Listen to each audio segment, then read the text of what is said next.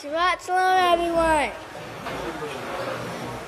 My name is Senator Durable Yahweh Himself Who, and I'd like to serve forever as a priest starting very soon. It's now time to start finding your seats for Sabbath services.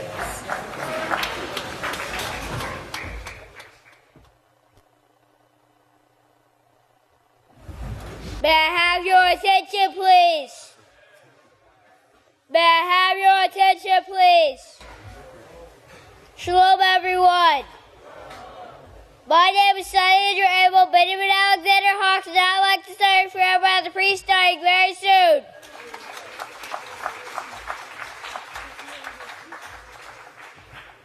It's a privilege and an honor to present to you the sons and daughters of Yisrayl now entering the sanctuary.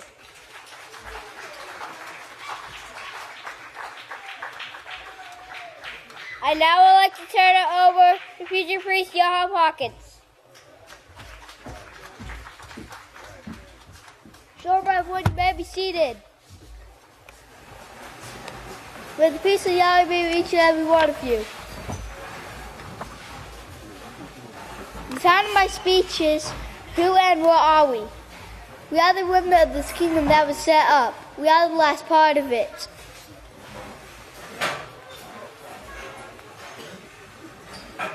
We are the last part of it, which was prophesied in the scriptures. If it wasn't prophesied in the scriptures, it wouldn't even exist. Because there was no work that is going to be of Yahweh unless it was first prophesied by the prophets of old. I'm sure you all understand that.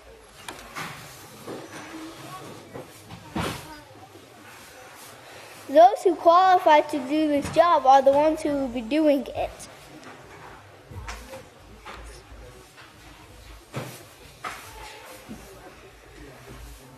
At Yahweh's coming.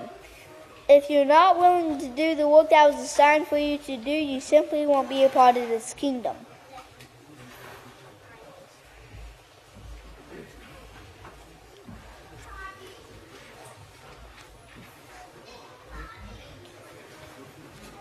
Yeshua's going to say to us, I don't know what house you're from.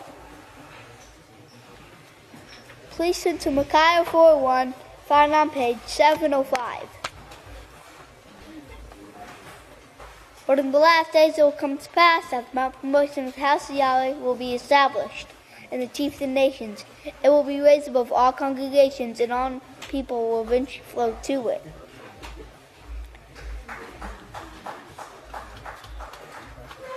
This is where we are at the House of Yahweh, establishing the chief of the nations. For more proof, please turn over to Isaiah 2:2, found on page 531.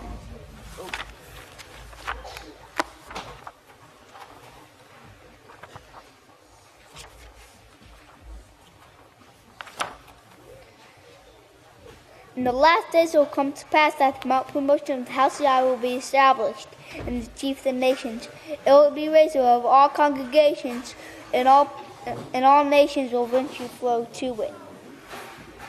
For our next scripture, please turn to Deuteronomy 12:5, found on page 157.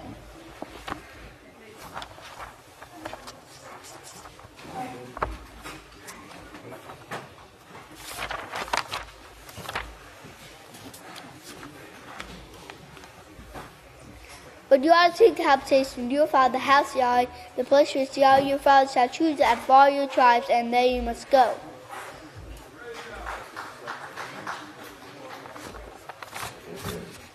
Yahweh protects us because we're his people.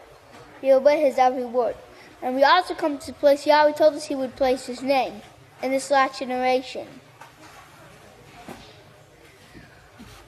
Please turn to Psalms 91 verse 1, found on page 470.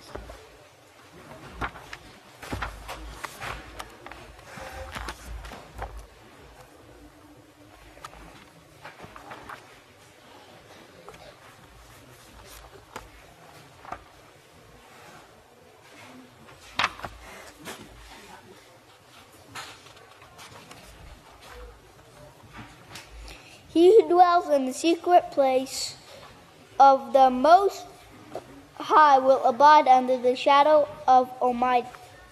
In conclusion, remember who In conclusion, remember who and what are you, and what are we. May I bless your understanding. Now I'd like to turn to Sonny Yisrayl for prayer.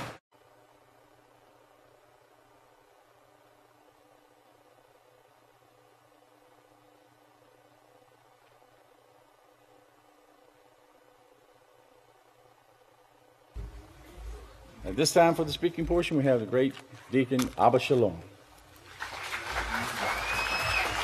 Shalom, everyone. You may be seated.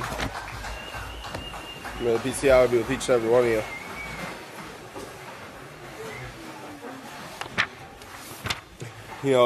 There's been several speeches about it this feast. And even the motto, if you will, for this feast, is about servitude. And about, you came to serve, and not to be served. That's the signs coming in, whenever you're coming through the gates, you came to serve, not to be served, and that's the attitude, it's the attitude of servitude, this pastor called it, that we ought to have and we ought to show, to everyone around us.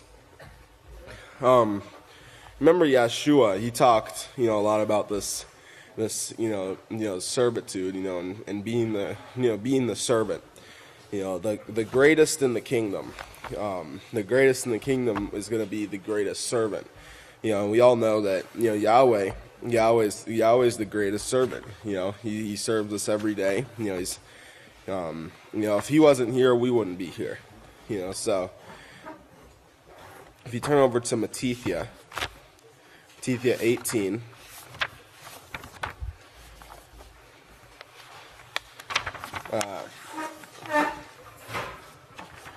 It's Matithia 18, and if you look at verse 1, it says, "At that time the disciples came to Yeshua asking, 'Who is the greatest in the kingdom of Yahweh?' And Yeshua called a little child to him and set him in the midst of them and said, 'Truly I say to you, unless you are converted and become like little children, you will not enter into the kingdom of Yahweh. For whoever humbles himself like this little child, the same will be the greatest in the kingdom of Yahweh. Whoever receives this little child in my name receives me.'" And we need to have that humility, humility, of a little child, the humility where, listen to the instructions they're given, they follow them. That's the humility we need to have. It's the same humility that Yeshua had. He wasn't proud, he wasn't arrogant, and he showed this humility, to where he's sitting at the right hand of Yahweh right now, showing, following his instructions, for doing what he's told, and bringing us to perfection. And pastors talked about this many times, over the years, the attitude of servitude. We had a, feast, I don't remember which year it was, but that was the theme, the attitude of servitude. That's the point Yeshua is trying to prove. So if we want to be great in the kingdom, if we want to have, a position, or if we want to, do anything in this work, we need to show that attitude of servitude. We need to, show that humility, and not try to bully people, not try to taunt them or anything, but to be a servant towards them. If you turn over to Matithia 20, Matithia 20, it's verse 20. Yeah, we'll look at verse 20. Start at verse 20. Matithia 20:20 says, "Then the mother of Zabdia's sons came to him with her sons and worshipped before him, and wanted to make a request of him. And he said to her, 'What do you want?' She said to him, 'Grant that these two sons of mine may be seated in your kingdom, one on your right hand and one on your left hand.'" This is a high position. There's a high office here. As Yeshua says, Yeshua answered and said, Do you not know what you ask? Are you able to drink of the cup that I will drink from, and to be baptized with the baptism that I am baptized with. And pastors talked about, taking and drinking of this cup, the same cup of Yeshua. Are we going to be able to drink of this cup? And this is the question Yeshua posed to them here. And they said to them, we are able. So he said to them, you will indeed drink from my cup and be baptized with the baptism that I am baptized with. But to sit on my right hand and on my left is not mine to give, but is for those whom it is prepared by my Father. When the 10 heard this, they were indignant at the 2 brothers, but Yeshua summoned them, and said, do you know that the rulers of the Gentiles exercise control over them, and those who are greater still exercise authority over them? But this must not be so among you. For whoever will be great among you, let him be your servant. Okay, whoever's going to be great or have a position, he's got to be the servant. He should be the one serving, and helping, guide the people under him. Remember the peaceful solution, it talks about, a true leader helps the people under him. He's there to hold the other people up, and lead them, in the right way. And that's the job, of a leader. If you have a position, it's to help other people. It's not to, just give orders, and yell at people whenever they do something wrong. It's to help. It's to be that servant. So you could see that. The other 10, they were jealous of the 2 brothers, and Yeshua told them, the rulers of the Gentiles, they exercise control over them, and they who are greater still exercise authority over them. But this must not be so among you. For whoever will be great among you, let him be your servant. Okay, we need to get that in your mind. We need to get that in our minds. It's important. If you look at the side note there for the word servant, W1, it says your minister, that is your servant. You minister, the teacher, if you will. It says, and whoever will be first among you, he must be your slave. Just as the Son of Man did not come to be waited on, but to serve, and to give his life as a ransom for many. Okay, and he served us all, in a way that probably in a way that none of us, could ever do it. He was willing to give his life up for us. And that's something that we should be very thankful for. Thank you. Praise Yahweh. We won't be able to bully our way in. We won't be able to, to bully and, pressure our way into the kingdom, or slander or lie about other people. We have to be the servant. We have to, if we want to get into this kingdom, as Pastor said many times, we have to be that servant. There's nothing you could do, to another person that Yahweh doesn't see. And that's the thing we should always remember. Whatever we do to another person, Yahweh is watching. And he, praise Yahweh, he sees all, and he sees what occurs, and so we need to remember those things, and remember that, whatever we might do, or whatever occurs to us, Yahweh sees it, and so we shouldn't, if you're the one, doing something to someone, you might want to remember that, remember that Yahweh is watching and he sees all. But, that is not, the bullying and the if you slander someone's reputation, or, with gossip or the mind games or psychology, whatever you might do there, in order to get into the kingdom or get a position, it's not going to last. It's not, you might get where you want, but it's never going to last.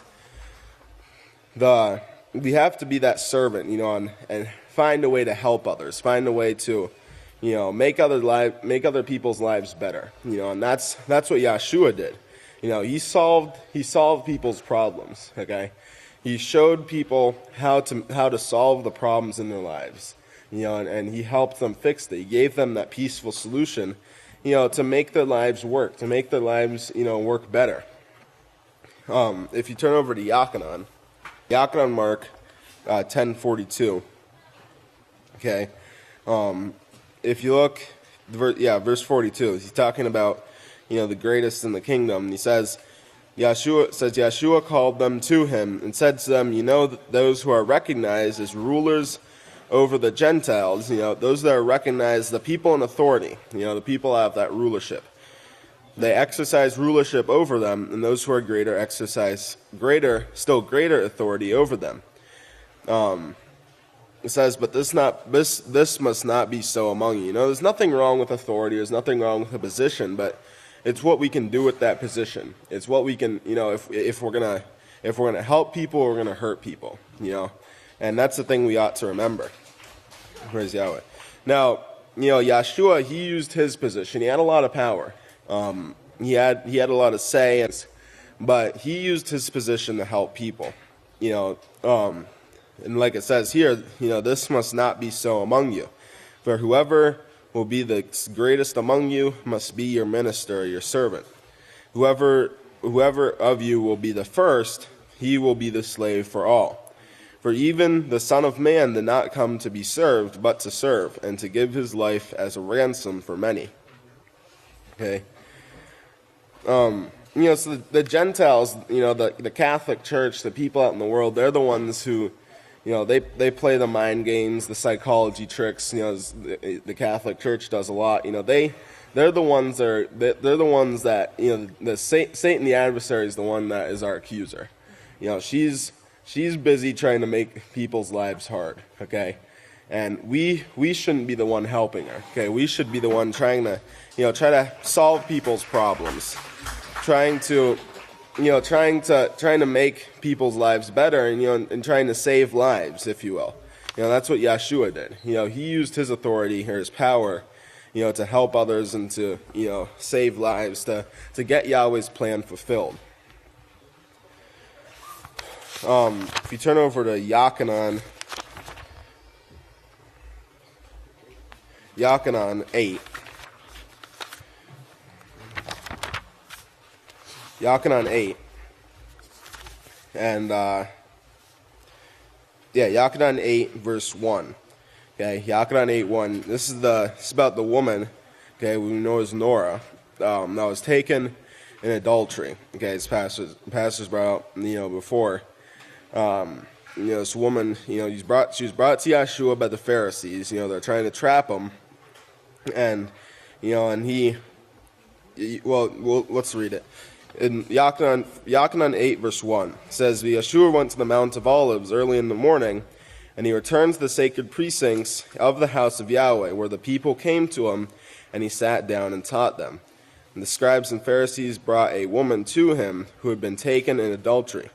Now, when they set her in the midst, they said to him, Teacher, this woman was taken in adultery, in the very act. Now, in the law, Moshe commanded that she be stoned. But what do you say? Okay, says they try to trap him, that they might have something to accuse him of. Then Yeshua stooped down and wrote on the ground with his finger. And then when they continued asking him, he straightened himself up and said to them, He who is without sin among you, let him cast the first stone at her. Okay, he who is without sin among you, let him cast the first stone. And that's the example, of Yeshua. He didn't condemn this woman. He didn't use his power, the authority that, he had, to kill this woman or do anything to her, but he actually helped her, and he taught her the laws, showed her, which she went on to do a very great work, but showed her, that her life could get better. Her life, that sin is not the way to go. And they went out, it says in verse 9, went out one by one, beginning with the elders and the last. And Yeshua was left alone with the woman standing in the midst. When Yeshua straightened himself up and only saw the woman, he said to her, Woman, where are those accusers of yours? Has no man condemned you? And she said, No man, teacher. Then Yeshua said to her, neither do I condemn you. Go and sin no more.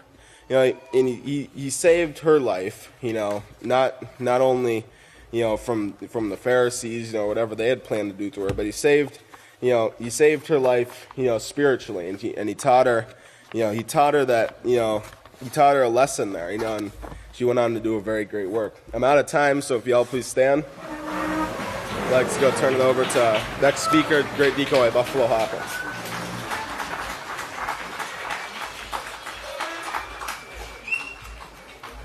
Shalom, everyone. Please be seated. May the peace of Yahweh be with each and every one of you.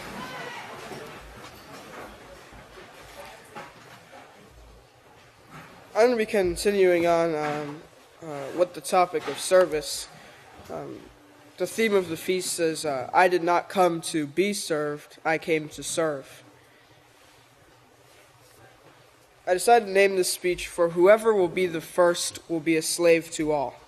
Because that's what Yahshua taught us. Whoever is the greatest is the slave. And the word slave there is not a bad word. We are taught to be servants to everyone. And the greatest commandment in the law, let's go to Matthew chapter 22. Matthew chapter 22.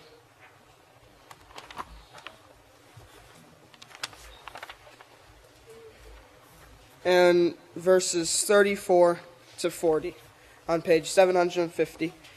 In this scripture we see the Pharisees setting a trap for Yahshua. It says, But when the Pharisees heard that he had silenced the Sadducees, they came together. And one of them, a lawyer, an expert in the law of Yahweh, asked him a question to test him, saying, Teacher, what is the greatest commandment in the law? And these people had the same mindset of the people who come in the last days here to this house, not to learn anything, but with the mindset of confronting. What is the greatest commandment in the law? Yahshua said to him, You must love Yahweh your Father with all your heart, and with all your soul, and with all your might. This is the first and greatest commandment, and the second is like it. You shall love your neighbor as yourself. On these two commandments hang and depend all the law and the prophets.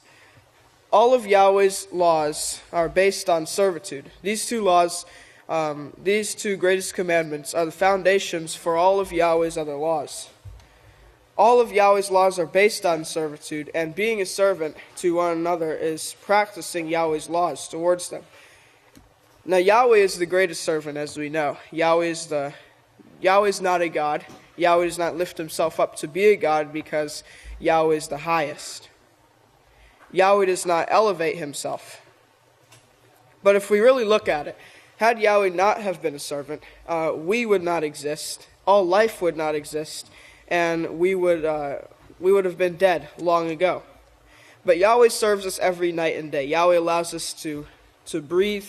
Yahweh gives us food to eat. Yahweh does everything for us. Yahweh serves us every night and day, and throughout the ages, he has been serving our ancestors and even serving us. Yahweh created the earth for us. Yahweh gave us his laws. Yahweh gave us the book of Yahweh so we could learn. Yahweh gave us his own son, Yahshua, our high priest, so we could be forgiven of our sins. And Yahweh also gave us his house in these last days. The list of Yahweh's service to us goes on and on. Now, not too long ago, Yahshua's memorial came, and we should keep Yahshua in our mind. Yahshua is our example, and Yahshua taught us how to be a servant, and that we must be a servant throughout all of our lives. All that Yahshua did was in service to others. Now, Pastor said that the world hates that Yahshua did not elevate himself or pick himself up as a god or a warrior, but he came as a servant to his people.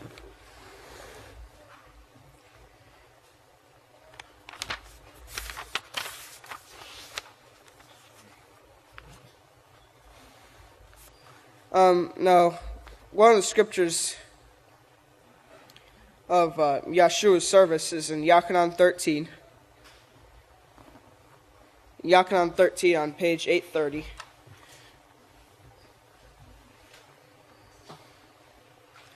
We're going to read verse 1. It says, "Now before the feast of Passover, when Yahshua knew his hour had come, that he should depart out of this world to the Father, having loved his own who were in the world, he loved them to the end." And if you look at side note G2, it says, "Because he saw the great danger towards them, he took great care of them, and he served them." Now, let's look at verse 4. It says, "He got up from supper and laid aside his talit.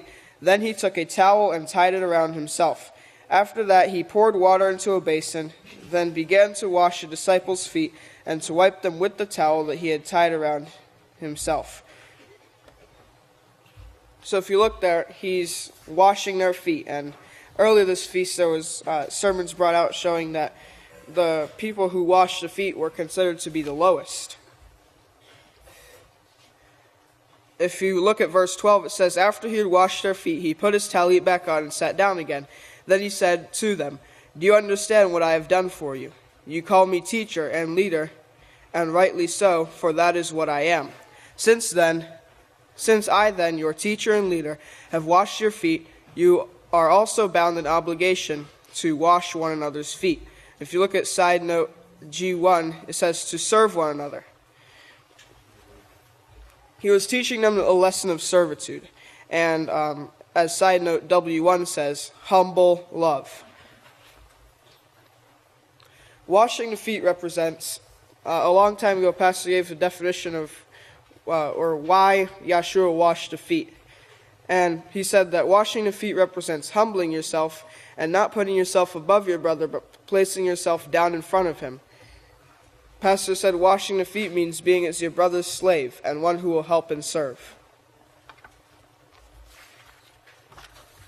Just as Yahshua served, we should serve. And this is what we have to look forward to. In the 9th book of Yisrayl, part 1, chapter 12 and verse 2. In conclusion, it says, "Our Savior, of course, he's the Passover lamb. He was our Passover lamb. And he, of course, came to serve, as Luke 6 says. He said, 'I don't come as a ruler, I come to serve.' And he said, or he tells you, if you do these things, if you do the things that I show you, then he says, I'm going to welcome you into my house. And the time will come when you will stand before him. He will gird his towel on, and he will serve you, every one of you who makes it." That's a joyful thing to look forward to.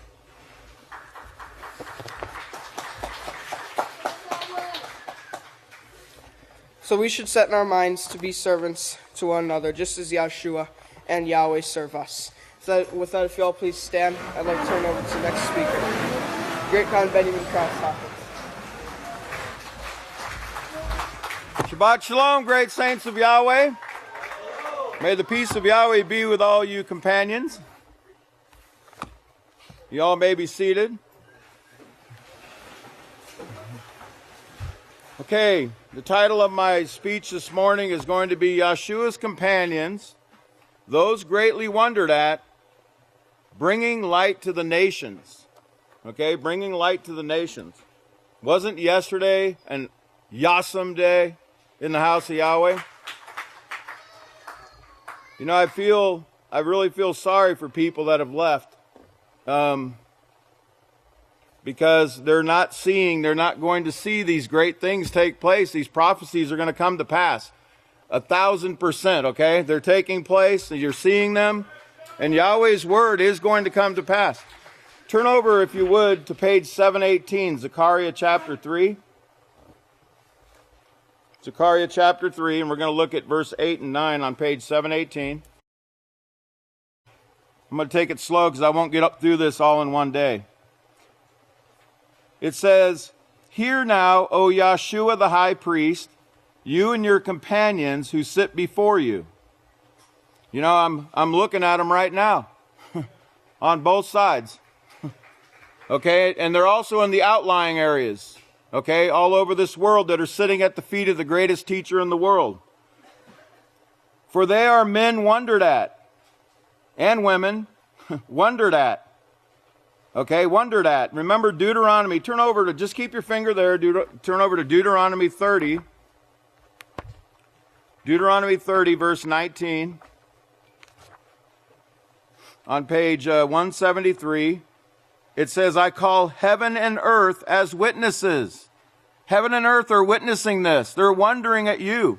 You know that word wonder in Zechariah 3:8, men wondered at. It's Hebrew word number 4159, and it means men who serve as a symbol or sign. Men or women who serve as a symbol or sign. You know, with that in your mind, turn over to Hebrews chapter... Oh, I'm sorry. Let me see. Maybe we should go to...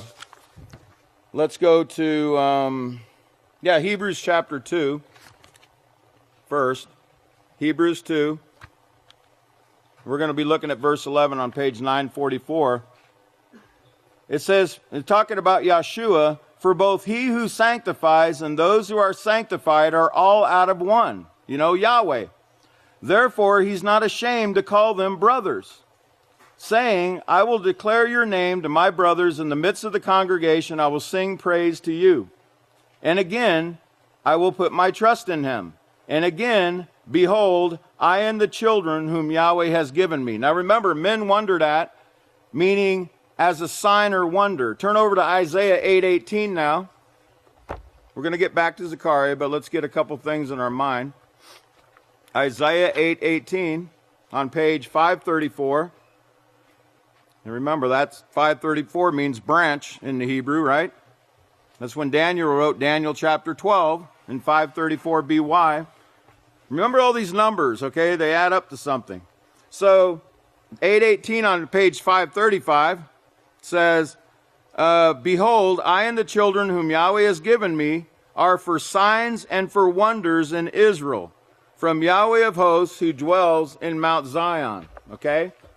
For signs and for wonders. I and the children Yahweh has given me. Speaking of Yahshua and his companions. Okay? Now go back to Zechariah chapter 3. Verse 8 again, hear now, O Yahshua, the high priest, you and your companions who sit before you, for they are men wondered at, for behold, I will bring forth my servant, the branch. For behold, the stone I have laid before Yahshua. Upon this stone, complete knowledge and understanding is established. Behold, I will engrave its inscription, says Yahweh of hosts, and I will remove the iniquity of that land in one day. Can I have my first slide? Okay, and I want you to look at this stone, this white stone that Pastor told us about years ago, this white stone of acquittal with these numbers that he received in a dream or a vision. And he was told, this is your lot. And those numbers were written on that stone, 17, 28, and 74. Can you go to my next slide?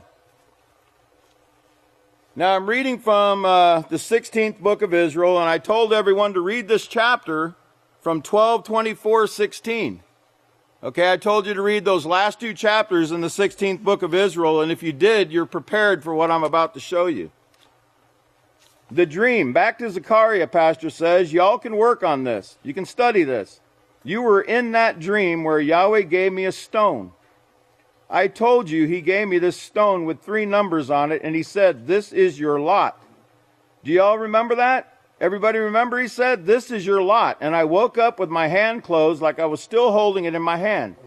Well, in my dream, I woke up with this stone in my hand, but I was still asleep, and he said, this is your lot.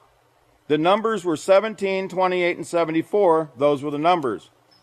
Now in Zechariah, what we just read, the high priest Yahshua is talked about. Then Yahweh brings up the branch. I've always applied the next verse to Yahshua because it mentions a stone. It didn't dawn on me until this week the subject there in Zechariah was the branch. Well, the branch, brethren, is you. You're the branches. We are the branches. Yahshua is the vine. Don't forget that. It will help you with a lot of scriptures. Yahshua is the vine, we are the branches. Verse 112. Yahweh said to Yahshua, behold the branch, because I'm going to give you a stone to work with. That stone is us. That was the very stone that was put in my hand with the numbers 17, 28, and 74. Now to the underlined portion. That stone he gave to Yahshua was the branch with the stone, the stones. Yahweh said, I'm going to give him knowledge and understanding. I'm going to give this stone. This is his lot, and you're the one who's going to use him. You're going to be high priest over this stone. Then before that, you're mentioned here. Every one of you is mentioned there as being Yahweh's people most wondered about. Yeah, the Catholic Church is full of wondering right now. They hate us dearly.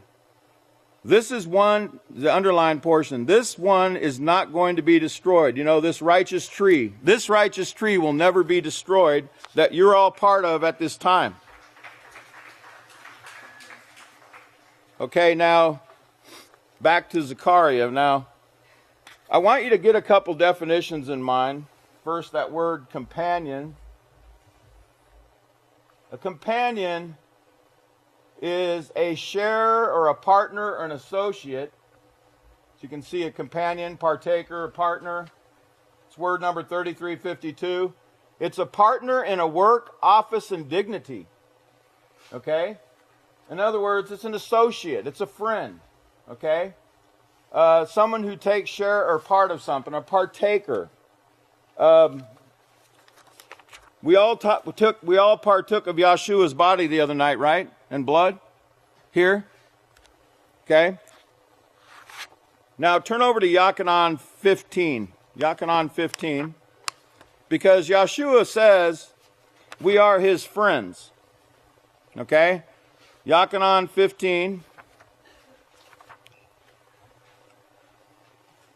Verse 14 on page 833. It says, you are my brothers. That word friends in the King James says, you are my brothers if you do whatever I command you. No longer do I call you servants, for a servant doesn't know what his ruler's doing, but I've called you brothers because everything that I heard from my Father, I have made known to you. Is he not doing that for this house? So he calls us his brothers, you know. And here's that word. It means beloved. It's the same word there in that we just read. An associate, a friend, someone dearly loved or prized in a personal, intimate way. A trusted confidant, held dear in a close bond of personal perfection. And remember that word bond. And it focuses on value-driven or decision-based love. It's not a love that's unconditional. Okay? We just got done reading, if you love me, if you're my brother, if you're my companion, take part in this work that I did. Okay? Follow in my footsteps. And of course, you see here it means companion. Okay? Companion or friends. Now, you just saw can we have the lot numbers one more time? Okay. Okay, y'all look at those close again, and here we go. So, upon this stone, remember, I'm not going to get through all this, but I'm going to show you, I'm going to prove to you again, and again, and again, and again, and again, and again, who Yahweh is working with and who his friends, Yahshua's friends and companions are. And yes, Yahweh's friends and companions as well.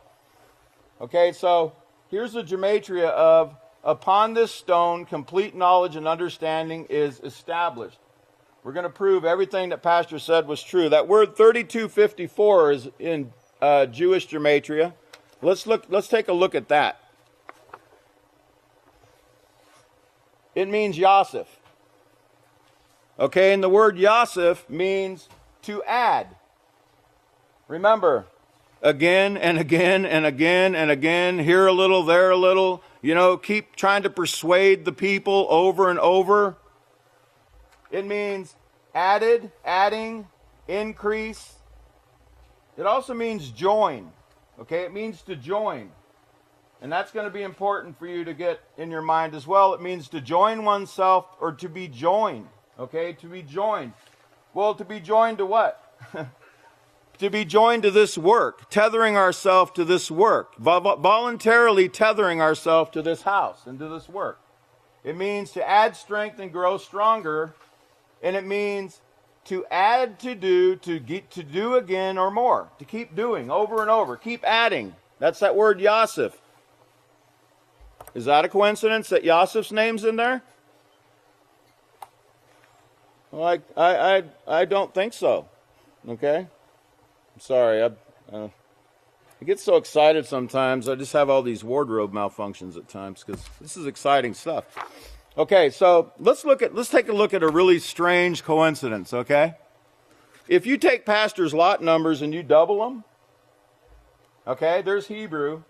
It means bosom, and it's from this word here, and it means beloved. Okay, and you remember that 1730, that's the number of miles from Times Square to the House of Yahweh in Abilene, the press room. 1,730 miles. I brought that before. Now you can do the same thing with this one. 2828. It's this word here. Comes from the Hebrew word chashmam, and it means ambassador or envoys. Did you know that envoys are messengers or representatives, especially one of a diplomatic mission? Now, are we not all representatives here? We can do better than that. Now, the chief ambassador, Yisrayl Hawkins, the light to the nations, right? He's the chief ambassador. But we're all supposed to be following in his footsteps, and it means princes. Also in the Greek, notice this. It means a group of diners, dining and reclining companions. Remember Yeshua and his disciples reclined at the table having a meal? A company. A company means those who eat bread together. Okay, that word company means those who eat bread together. The Spanish people know that pano is bread. So compano or company means those who share bread or break bread together. A group of diners. Interesting. But notice this. 7474 means companion. Now, isn't that a coincidence, House of Yahweh? Speaking of a beloved bride. It's from this word here, and it means friend, companion, fellow. Fellow workers. I don't know if they call women fellowesses or don't know, but you're included. The women are included in this, okay? We're all one body together. Now let's look at this. Let's take pastor's first two lot numbers. It means to make a beginning, to commence, and it means beginning of sacrificial rites, to govern or to rule. Let's look, that was in the Greek. This is in the Hebrew. It means fisherman. Well, did he not tell us we will be made fishers of men? Remember that sermon that was given about the fishers going out and multiplying the people? That word fish meant to multiply. There you go. Here's the word fish, 1709. And it means, it's from this word here, daga. And it means to multiply, to increase, to grow. Okay? It means become numerous and grow. Turn to Isaiah 60:22 real quick, because this has been 6,022 years since creation, or man was put on earth. So let's go to 60:22 on page 568. Everybody there? It says, a little one will become 1,000. A small one, a mighty nation. I am Yahweh. In its time, I will hasten this. Now, who do you think that's talking about? Who do you think that's talking about? That's right, the house of Yahweh. A little one, a small seed. It's going to be multiplied. Did we not see some of that coming to pass yesterday? 28:17 in the Greek, it means to draw out. to draw out, to take the people out of the nations, to bring them here to the house of Yahweh. 28:17. See, that was 28:17. That was Hebrew, I'm sorry. Here's 28:17 in the Greek. It means an inheritance. An inheritance. It means an inheritance, a share, participation. It means a lot, a divine lot, the portion that Yahweh assigns somebody. A portion or lot that's assigned to someone. Okay? Remember, this is your inheritance. Remember the heritage, that's another word you can use, the heritage of Jacob. Okay. I got to get through this at least today. Okay, so the lot numbers 17, 28, and 74. There's a gematria. I'd put in lot numbers 17, 28, 74. That word 3444, we'll look at 4957 first. Here you go. It's this word here, and it's from this word here, Sorek. And here's the number 7796. And here's what it means. It means a vine, and it's from Hebrew Sorek, and it means choicest. And it's used in Genesis 49:11, the choicest branch. Okay, choicest branch. Keep that in your mind. That word, the next one is 3444. This should mean something to you. It means salvation. Okay, salvation. It means deliverance, help, security, victory. Remember that lot number 17 meant victory, right?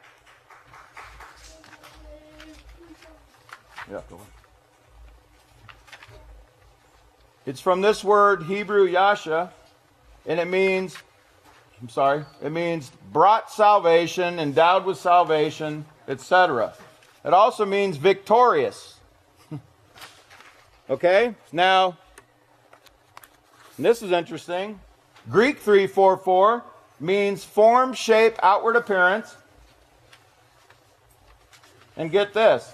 It's from this word, meros, and it means a part, share, or portion. Okay? It means a part due or assigned to one, receive one's due portion, and it means a lot assigned to one. A lot assigned to one. A lot assigned to one. What could that mean? Well, look at this. You remember I brought this before. This isn't going to be any new news. I'm just going to build up to this because I'm not going to get to it all today. This isn't new.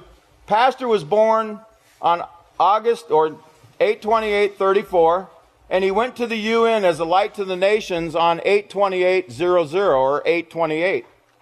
That was 3,444 weeks exactly to the day from his birth.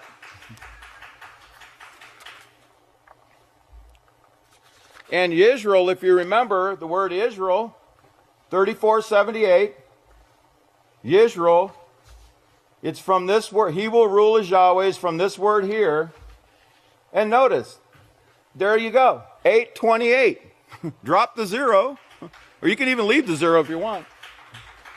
But that's when Pastor went to the UN as a light to the nations. Now I got to show you a picture. If you can go through to the last picture, I'll get this in at least today. Yesterday, while you were doing the work of Yahweh here in the sanctuary, being a light to the nations that were coming here, while you were here being a light to the nations, to this world, doing your work as a companion of Yahshua, this menorah was seen in the sky at the gate by a diligent deacon in Yahweh's house. It was seen at 1:57 p.m. while the people were here, the nations were here learning at your feet. Okay? 157 in Strong's means love, and it means beloved, dearly loved, friend, friends, dearly beloved friends. Yes, you are the dearly beloved companions of Yahshua. And the next time I speak, Yahweh willing, I'm going to prove it beyond a shadow of a doubt.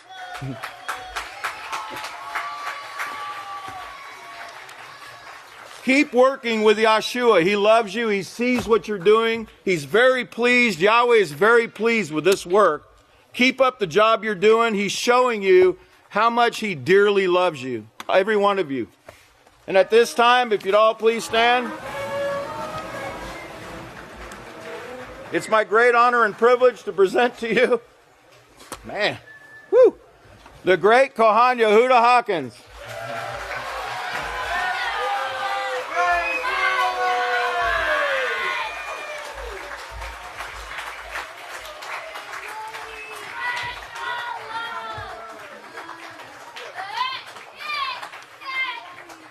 Please be seated.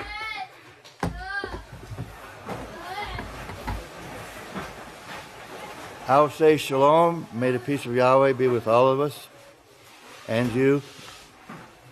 If you will, please take your book of Yahweh and turn to page 684. We're going to look at Daniel 11:45 and 12 verse 1. I was asked to talk about this today, so I shall. And it reads, "And he will plant the dwellings of his palace between the seas in the glorious holy mountain of Zion. Yet he will come to his end, and none will help him." Verse 12:1, "And at that time Micaiah stand up, the great ruler who stands for the children of your people.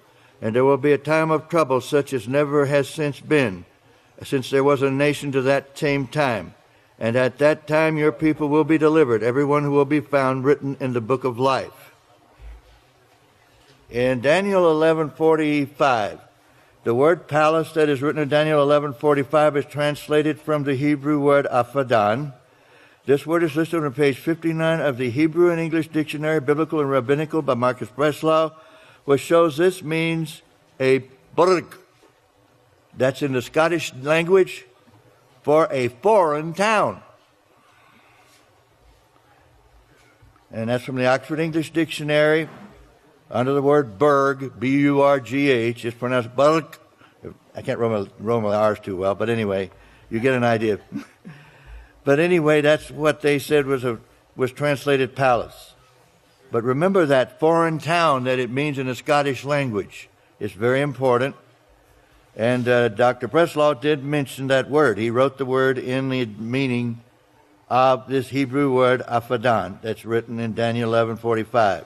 The word seas that is written in Daniel 11:45 is translated from the Hebrew word yamim. This word is listed on page 574 of a Hebrew and Chaldee lexicon to the Old Testament of Julius I, which shows this word means a sea of people, a bunch of people.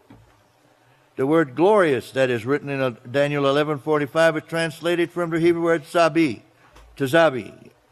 That's zadi bet yod. This word is listed on page 496 of the Hebrew and English Dictionary, Biblical and Rabbinical by Marcus Breslau. It shows this word means the land of Israel. The word mountain that is written in Daniel 11:45 is translated from the Hebrew word har.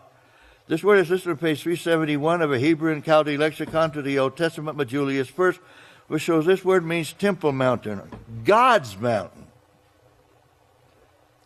What Daniel 11:45 is saying is this: "And he will plant a town that is foreign among the people of the nation of Israel, and the places where they worship their God. Yet he will come to his end, and none will help him." In international protocol, just about every nation has several foreign towns in it where they are ruled by the government of the nation who put that town there. They are better known as embassies or consulates.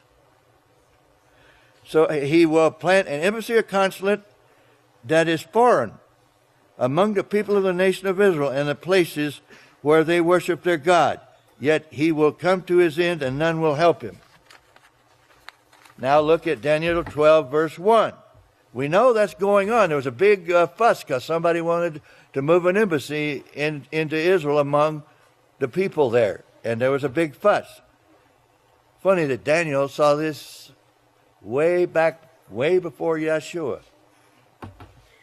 Daniel 12, verse 1. "And at that time will Micaiah stand up, the great ruler who stands for the children of your people, and there will be a time of trouble such as never was since there was a nation to that same time.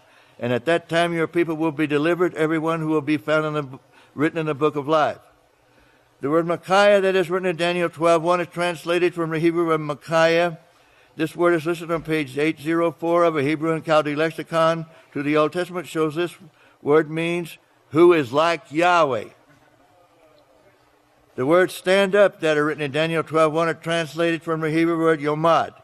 This word is listed on page 530 of the Student's Hebrew and Chaldee Dictionary to the Old Testament by Alexander Harkavy, and pages 840 and 41 of Volume 2 of the Hebrew and Aramaic Lexicon of the Old Testament by Coelho and Baumgartner, which shows this word means, and Satan stood against Israel to stand before a seated judge, to stand before the heavenly council of Yahweh, to stand to put down. In other words, he stands up, she stands up, it stands up to put something else down. The word ruler that is written in Daniel 12:1 is translated from the Hebrew word hashar. This word is listed on page 644 of the Hebrew and English Dictionary, Biblical and Rabbinical, by Marcus Breslow, which shows this word means a priest. The phrase stands up that are written in Daniel 12:1 are translated, the words of it, are translated from the Hebrew word omad. This word is listed on page 1086 of Volume 2 of the Hebrew Aramaic English Dictionary by Marcus Jastrow, which shows this word means to stand up, to educate. The Hebrew and Aramaic Lexicon of the Old Testament by Coelho and Baumgartner, Volume 2, page 841, and the Hebrew and Chaldee Lexicon to the Old Testament by Julius First, pages 205 and 384, then show this word also means able. The word delivered that is written in Daniel 12:1 is translated from the Hebrew word yamalat. This word is listed on pages 817 and 818 and 1131 of a Hebrew and Chaldee lexicon to the Old Testament of Julius First, and pages 621 through 625 of Volume 3 of the New International Dictionary of Old Testament Theology and Exegesis by Willem van Gemeren, which shows this word means to escape. Yahweh gives protection, a place of refuge or protection. So, while Daniel 11:45 said somebody's going to plant a foreign town or an embassy among the people of the nation of Israel and the places they worship where they worship their God, yet this one is going to come to his end and then will help him. Daniel 12:1 is saying, and at that same time, Satan will stand before seated judges and before the heavenly court of Yahweh to put down Israel, the great priest who is like Yahweh, who stands at able for the children of your people. And there will be a time of trouble such as never was since there was a nation to that same time. And at that time your people will escape to the protected place of Yahweh, everyone who will be found written in the book of life. And one thing you should know, those of us who have been working here at the House of Yahweh, me close to 40 years, and others, Satan has been after us full blast, as the world would say. And some of us have got pretty banged up over it, but we're still going. Brothers and sisters, husbands and wives, both, we're still going. And that's the whole point. And look what Satan tried to do to Israel. She stood up in the heavenly court, couldn't get anywhere, so she went to the worldly courts of this area and this state to try to get them to do something. They didn't get anywhere either. Because Yahweh runs this show, and whether they like it or not, that's just the way it is. May Yahweh bless your understanding. And I now turn these services over to the great Kohan Ilya Hawkins. Please stand.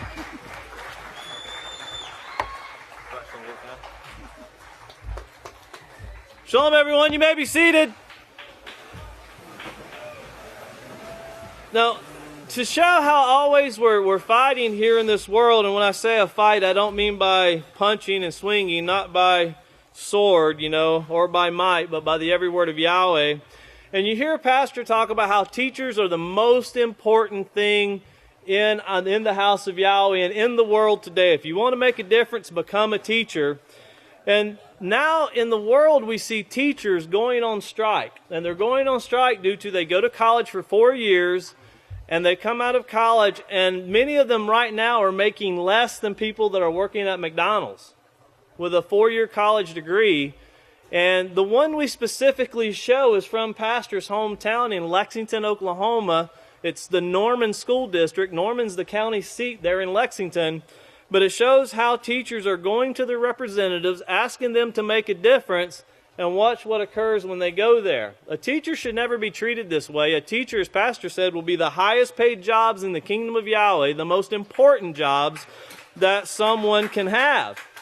You know, not that we do it for money, but we do it because it's the right thing to do. But keep that in mind, because this funding that you see that's not going to teachers, well, where is this money going? Of course, we know a lot of it goes to wars, but also these opioid clinics. We've showed this before, but it just came out on the news again, where they're wanting to establish opioid clinics. So people who are drug users, they have illegal drugs, or they have drugs they shouldn't have. They're wanting to establish clinics so these people can come in. They'll provide them, as they say, sterile syringes and clean environments so they can experiment. As the one drug user says, I want to be able to test the product and make sure it works, but if it doesn't, I want someone to be able to save me. Well, they're opening up clinics so these people can come in and freely do their heroin. Notice they're not helping them in any which way, shape, or form, but they are maximizing profits out of them. And they don't really say that a drug company is going to get involved. They just say they hope that a private company will come in and help fund this. Well, of course, if there's investments to be made in this money, and this is opioid product, a lot of it is opioids, pharmaceutical opioids, fentanyl and so forth. That's what they're using. Now, there is the heroin that's off the street, but of course, look at where it's coming from. These opioids are not prescribing less. The opioid deaths are getting worse, and the drug companies are making more money. And speaking of more money, there's a cancer drug that's out on the market. And imagine if you have cancer and you're told you have a brain tumor, and it specifically is for brain tumors, and they come to you and say, you need this drug to help remove this cancer from your brain. They don't tell you what brought it on or what could have prevented it or how to cleanse yourself. And then they tell you, now this pill costs you $968 a pill. Now imagine if you had to take one a day and you went through chemo for 6 weeks. $42,000 for a pill. And they're trying to convince you that they're going to kill the cancer. What they're doing is they're collecting every bit of your life savings that you could come up with, if you had any, and then you die broke. Has nothing to do with helping you, has nothing to do with saving you. And that's the system. They sin and they refuse to repent through their pharmacy, their pharmaceuticals. They don't tell people that the wages of sin is death. They maximize profits off of sin. And that is where the love of money is a root of all evil. Instead of teaching people this is the way you must go, they find a way to maximize profits off of people's sin instead of helping them. And that is the way the beastly system does things. And then in Kenya, this is very interesting. Pastors talked about how the land is sick and, of course, it's suffering.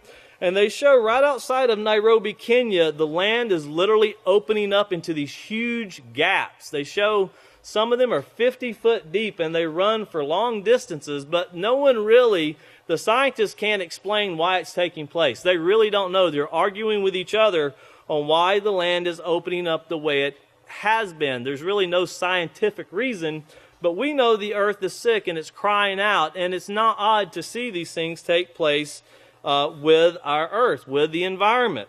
And then with Russia, Turkey, and Iran, they're actually forming a closer bond now, and it's very important. Watch this very carefully.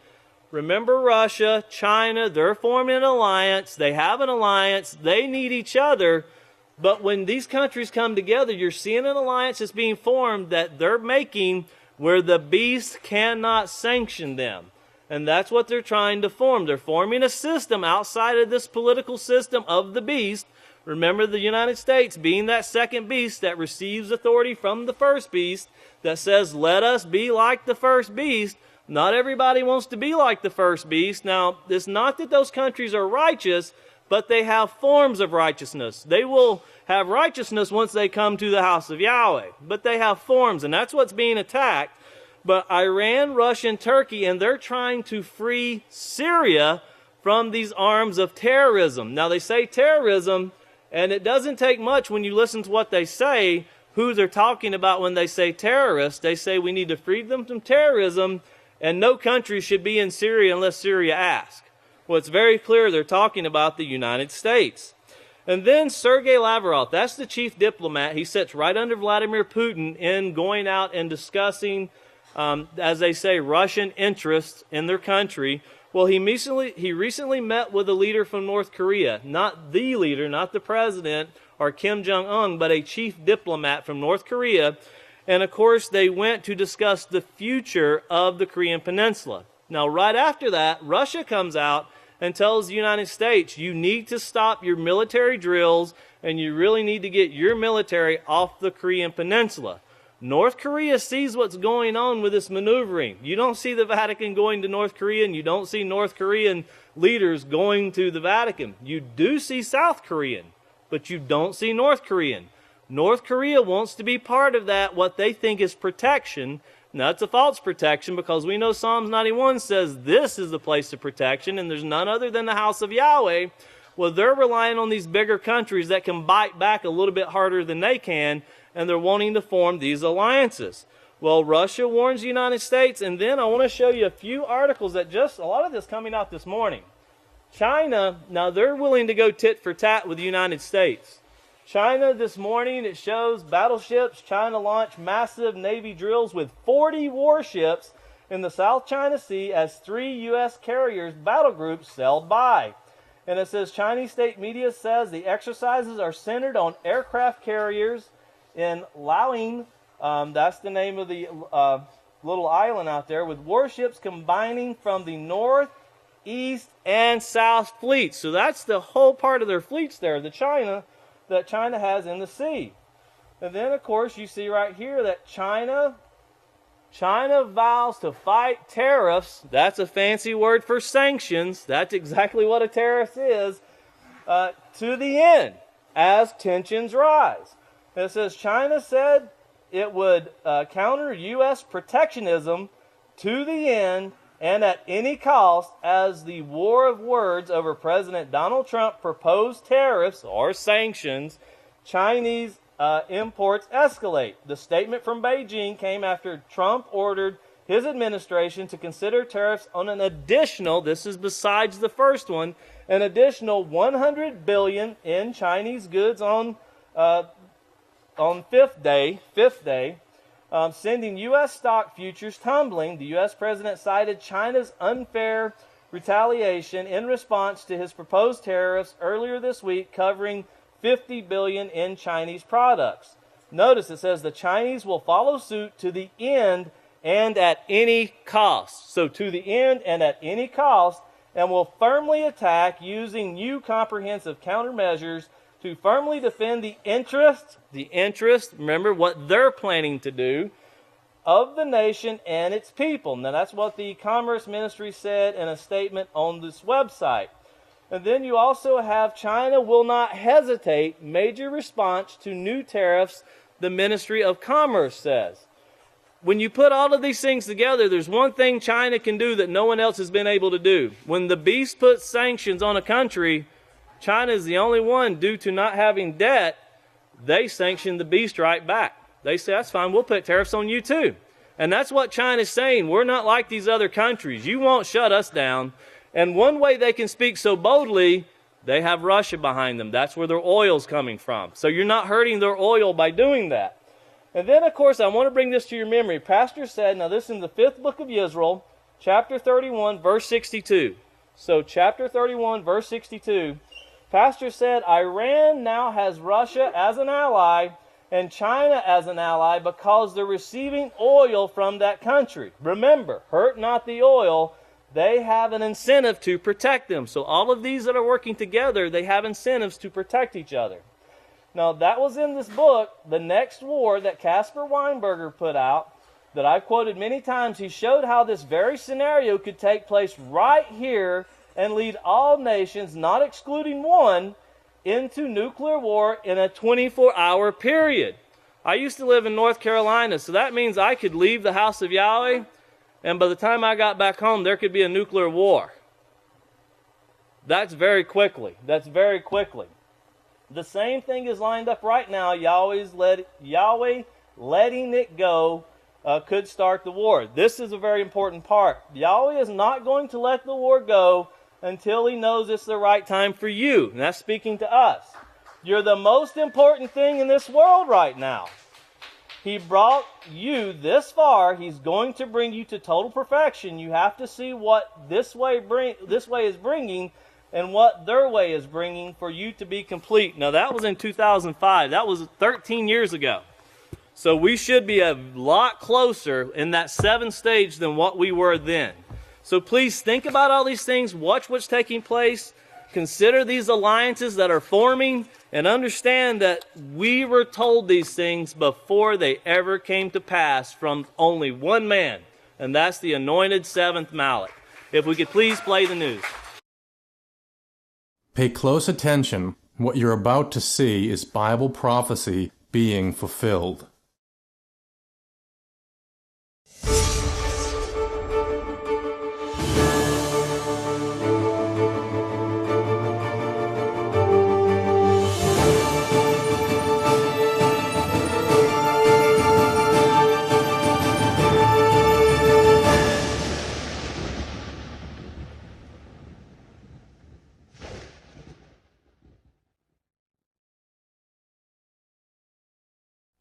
Welcome to another edition of YPN News, bringing you the news that relates to Bible prophecy and foretold by Yisrayl Hawkins. Well, in the news this week, we have North Korea talking with Russia on possible denuclearization.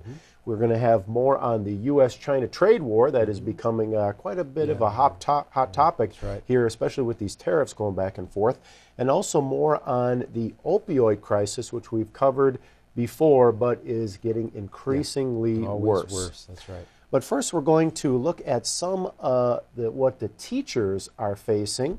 It's a trend that began late this winter with teachers in West Virginia demanding an increase in pay. From there, it spread to Kentucky and Arizona, and now the latest state to protest is Oklahoma. The public school teachers there are not only asking for a raise, but more funding for the school system itself.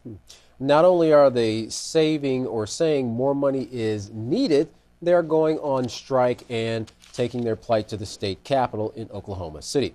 Due to the push by teachers, Governor Mary Fallin signed a bill which will give teachers a $6,000 increase in pay, and their support staff, like, of course, teachers' aides, janitors, and so forth, will increase to $1,250. Now, the bill also will give an additional $50 million for school funding. However, teachers were asking for $200 million. Oklahoma public school teachers are some of the lowest paid in the nation, and according to the Oklahoman's Ben Felder, the general education funding is down 28% per student since 2008. So the governor is pleased with the progress she has made, but it clearly has not been sufficient for educators. So they have become lobbyists and packed the halls of their state capitol, making it their mission to talk to every lawmaker they can. That's right. Well, Liz Hoggett and her fellow educators from the Norman Public Schools waited over an hour to meet with the senator over their district, Rob Standridge. However, when he finally came out and greeted his secretary, told him that they needed to reschedule because he had a roll call to attend. So they really didn't get to talk to him. No, they waited for a very long time, and then they just basically saw him walk by.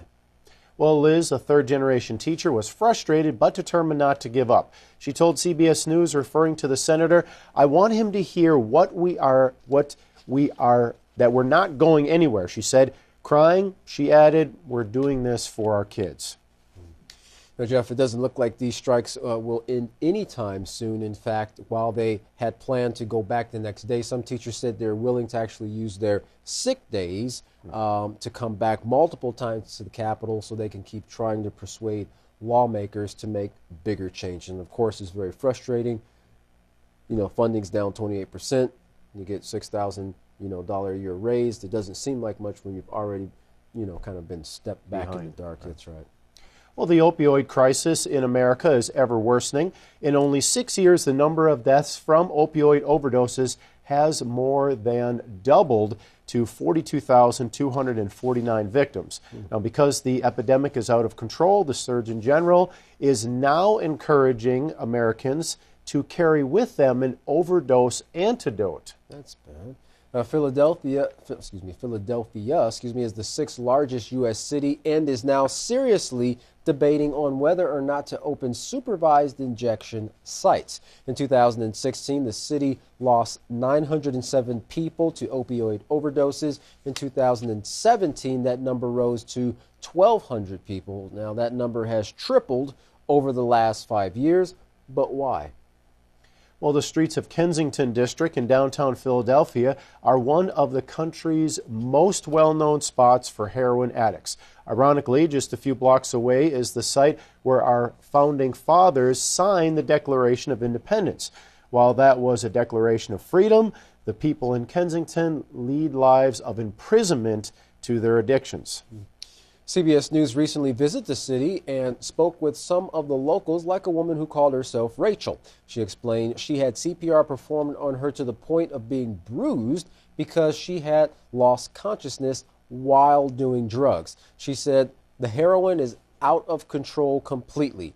Any corner you go to, you get the heroin. People, they're overdosing left and right like it's no big deal. Well, Rachel, who is now 30, has been using the drug for the past 13 years.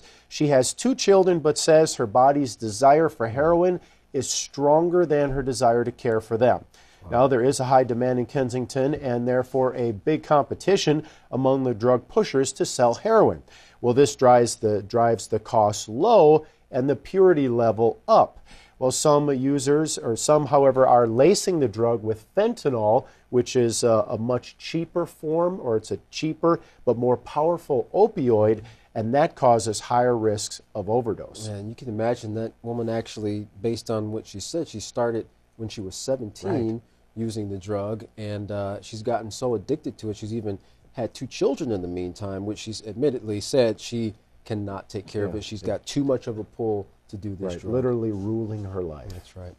Well, some officials in Philadelphia think that becoming one of the nation's first cities to allow so-called safe injection sites would help slow down the overdose rate. Now, these facilities would be places addicts could go to and shoot up heroin under the supervision of healthcare workers. Well, treating the opioid crisis as a health issue is a new approach to hopefully slow down the overdoses. But opening clinics to aid addicts is not something everyone agrees with. At a public hearing in the Kensington neighborhood, residents spoke about the idea, explaining how it would not help them or their children who choose not to do drugs by being exposed to such things. Right.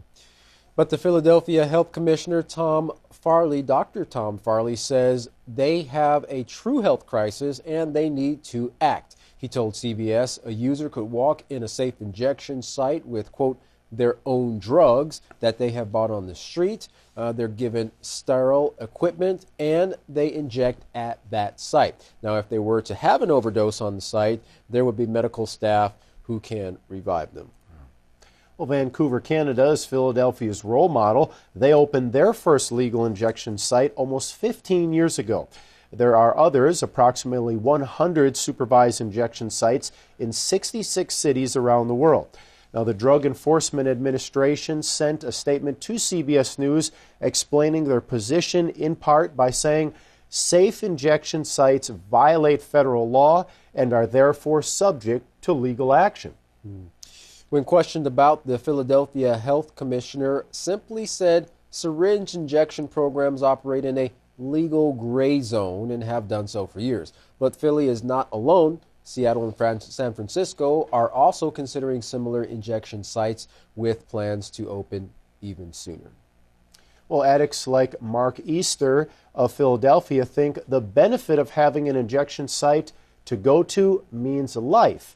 Well, he told CBS reporters, "We want a safe place to inject it. We want a safe place to know that we can test the drug that we're injecting into our bodies to know whether or not it's actual product." Interesting. Jeff, there's no doubt a controversial idea. This one is. And of course, the question on everybody's minds is, are tax dollars going to pay for that? You know, you think about the many different addictions that people have. You know, well, what are they going to open next? You know, a safe drinking place where people can go and get drunk and, you know, be revived if they have alcohol poisoning. I mean, there's many things on the table that can be presented. with these type of answers. Well, a spokesman at the mayor's office did try to assure people that taxpayers' money would not go to this project. In fact, city leaders are hoping that a private company will take on the investment and run the injection sites.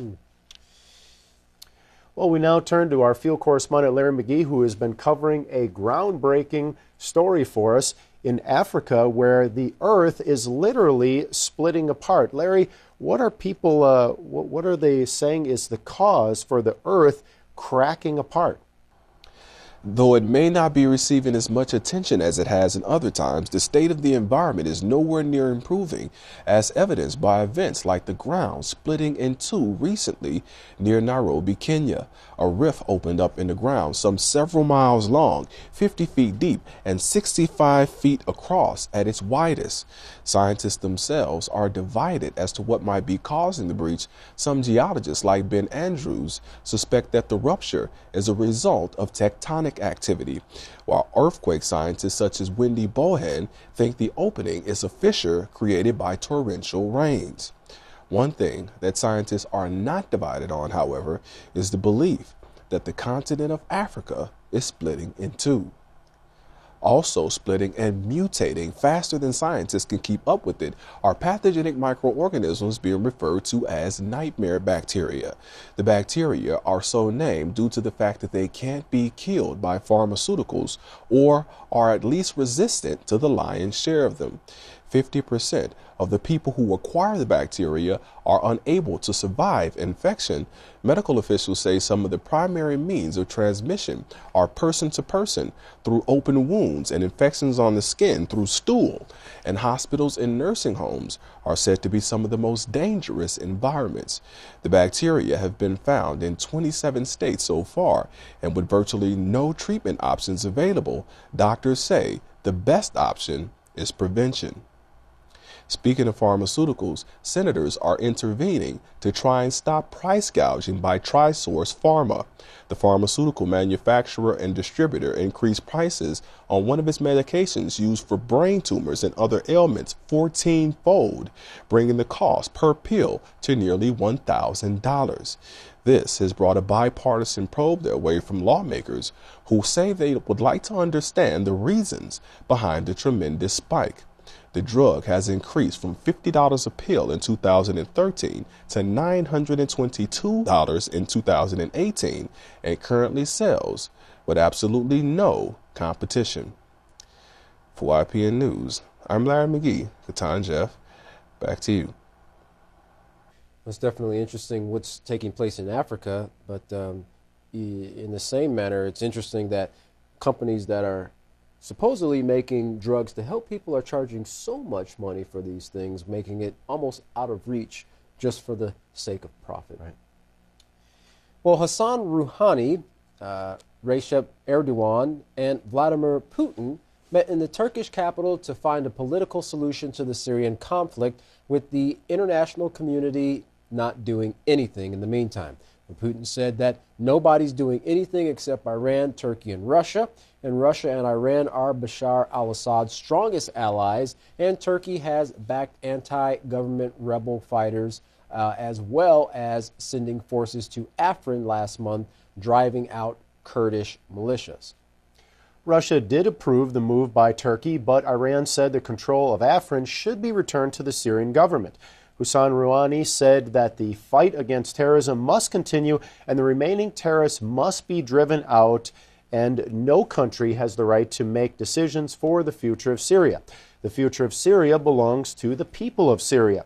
The meeting so far hasn't brought about concrete solutions. That is on the agenda for a future meeting of the three in Tehran.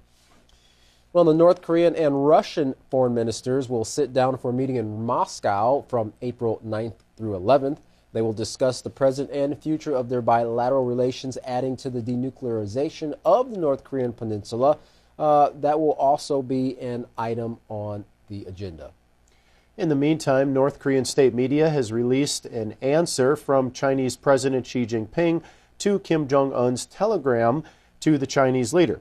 Kim's letter expressed congratulations to Ping's re-election. In Ping's letter, he expressed the importance of maintaining a friendship between the two countries. Now, more attention has been placed on the two countries' relationship since Kim's surprise trip to China. That's right. Russia has called on the U.S. to immediately halt its military activities on the Korean Peninsula. The Russian Foreign Ministry said that the drills do not help to reduce tensions. A statement from the Japanese media reports that North Korea has agreed to return to six-party talks about disarmament. The paper reported that Kim expressed his readiness to talk during his secret trip to China that we just talked about there. The last North Korean talks attended by the two Koreas, the U.S., Japan, Russia, and China, was held all the way back in 2009. Well, Pyongyang at that time blamed U.S. aggression and its military presence in the region for the failed talks at that time. And that's been a hot topic, too, in regards to dealing with North Korea, is the U.S.'s military presence and the drills that they consistently run there in cooperation with South Korea and Japan. Well, the U.S. and China are playing tit for tat, tariffs causing a trade war amongst the two countries. China recently put $3 billion in tariffs on 128 products imported from the U.S., including pork, wine, and fruit. Earlier, President Trump announced $60 billion in tariffs on Chinese products due to Beijing's violation of U.S. intellectual property rights. In March, the U.S. imposed tariffs on aluminum and steel. While the U.S. president has been at odds with China on trade, he has called it a friend in dealing with North Korea. Trump said in a press conference, "What has been allowed to go on is disgraceful. When it comes to a time when our country can't make aluminum and steel, you almost don't have much of a country." Well, he also said that he views China as a friend, holding tremendous respect for President Xi, and how they have a great relationship. They are helping the U.S. a lot with North Korea. Well, despite their togetherness in dealing with North Korea, business is business with the U.S. president as he presented to his trade representative to consider an additional $100 billion in tariffs against China. Those tariffs against computer and information technology, which are considered those areas which President feels that China is stealing intellectual property from the U.S., are what they're wanting to impose. Well, the U.S. Trade Representative said that any additional tariffs would only be considered after they undergo a public comment process. Of course, China said that it would introduce tariffs on 100 products from the U.S. on things like vehicles and whiskey in retaliation to the U.S.'s round of tariffs. Yeah, and so we see that the U.S. and China are kind of having a little bit of battle there with tariffs. At the same time, the U.S. in dealing with North Korea, looks like that North Korea is willing to at least come to the table to try to find some type of solution, including talks about denuclearization. So we've got a lot of things that are going on amongst the nations, but at this time we still don't really have a peaceful solution. Well, if you are looking for a peaceful solution and you want to find out how to prevent yourself and your family from suffering what you see taking place all over the world right now, you can contact the House of Yahweh. And when you do, don't forget to request your free copy of the Prophetic Word magazine and the monthly newsletter. Here's how. To contact the House of Yahweh, you can write them at the House of Yahweh, P.O. Box 2498, Abilene, Texas 79604. You can call them at 1-800-613-9494. Visit them on any of their websites, Yahweh.com, YisraelHawkins.com, Yahweh'sBranch.com, or you can visit our website at YPNnews.com. If you would like to email the House of Yahweh, you can do that by emailing at info@yahweh.com. Any international calls, you can call the number that's on your screen now. And once again, don't forget to check out the Yisrael Says program and the Ask Yisrael program by going to YisraelSays.com and AskYisrael.com. Well, don't go anywhere. It's up next. It's beneficial and life-saving information for you and your family, presented by Yisrael Hawkins. From all of us here at YPN News, I'm Katan Alexander. And I'm Jeffrey Heimerman. Thank you for watching.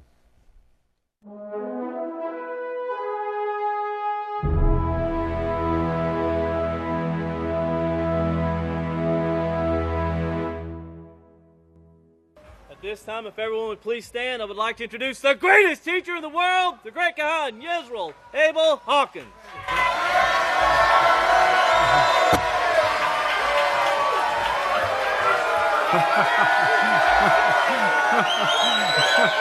Praise Yahweh. Boy, look like a big crowd. Praise Yahweh. You may be seated. Can you straighten that up? May the peace of Yahweh be with each and every one of you. I like what we're seeing in the news. I like what we're seeing here better. The peaceful scene. The peace of Yahweh is with us here and at the peaceful scene. I'm not sure everyone is getting what I want them to from that peaceful scene. The idea is, now listen to me, mankind lived without automobiles, television, telephones, all of this for 5,900 years. Yes, all of this came to us to show what an increase in knowledge. Now that's what Yahweh is going to give to each one of you. Your subconscious mind, which there's no end to the knowledge you can store in your subconscious mind. That's been proven, showing the subconscious mind and what it's capable of. But Yahweh kept the amount of knowledge given to Adam and Eve.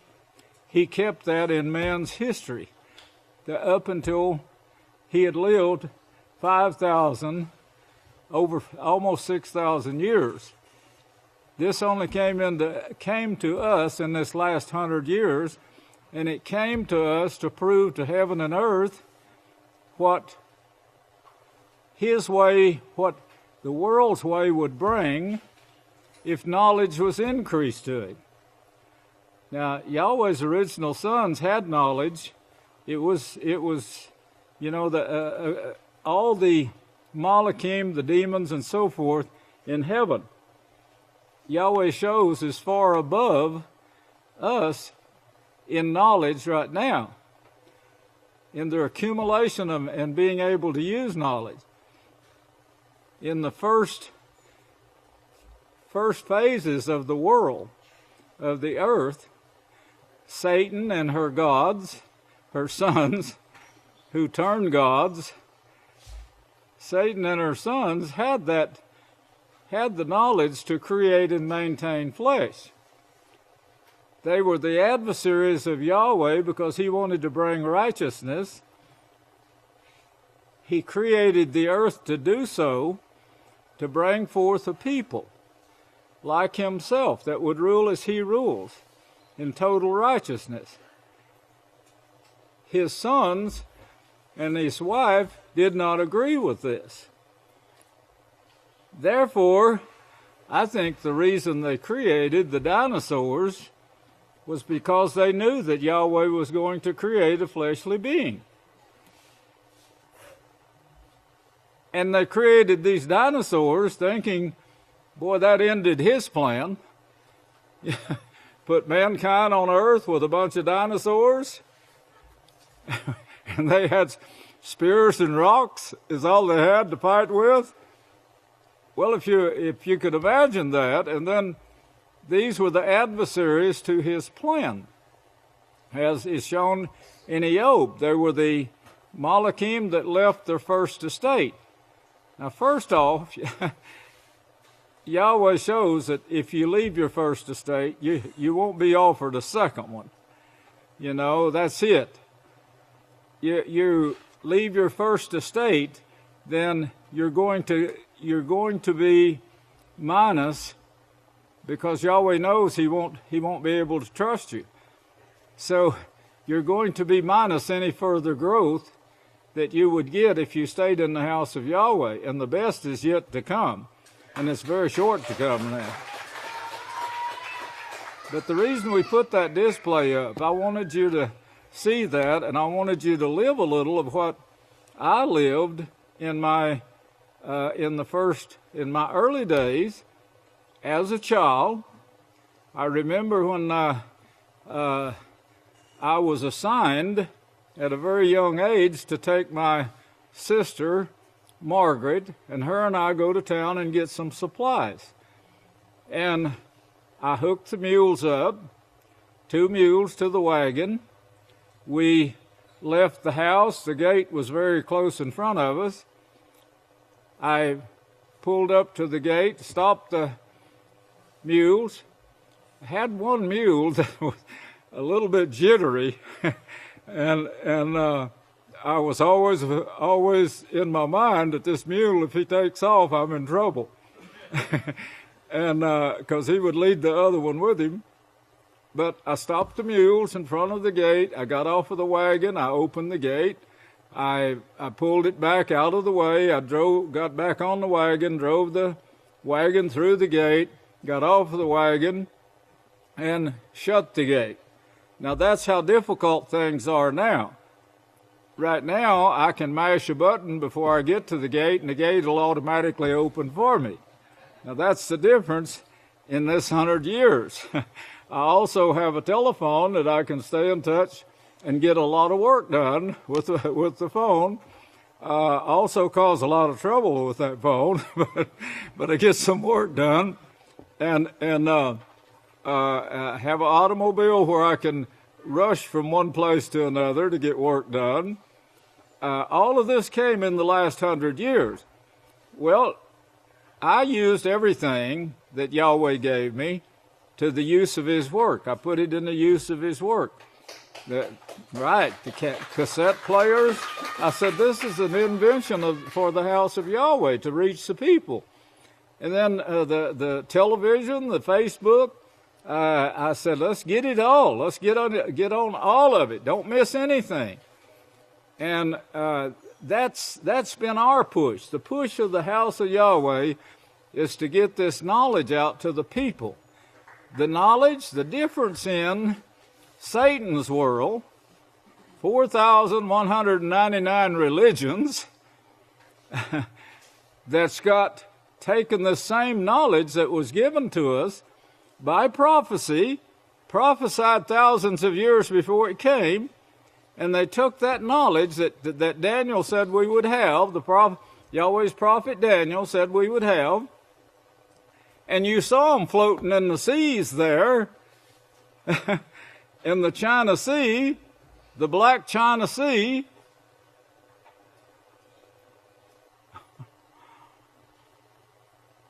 The planes that we have and the bombs we have, they're not satisfied with these. You know, they keep building bigger and bigger and bigger. It's like the money.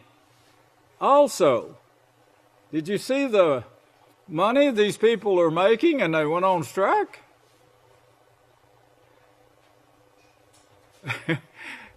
He who seeks after silver will never be satisfied with silver.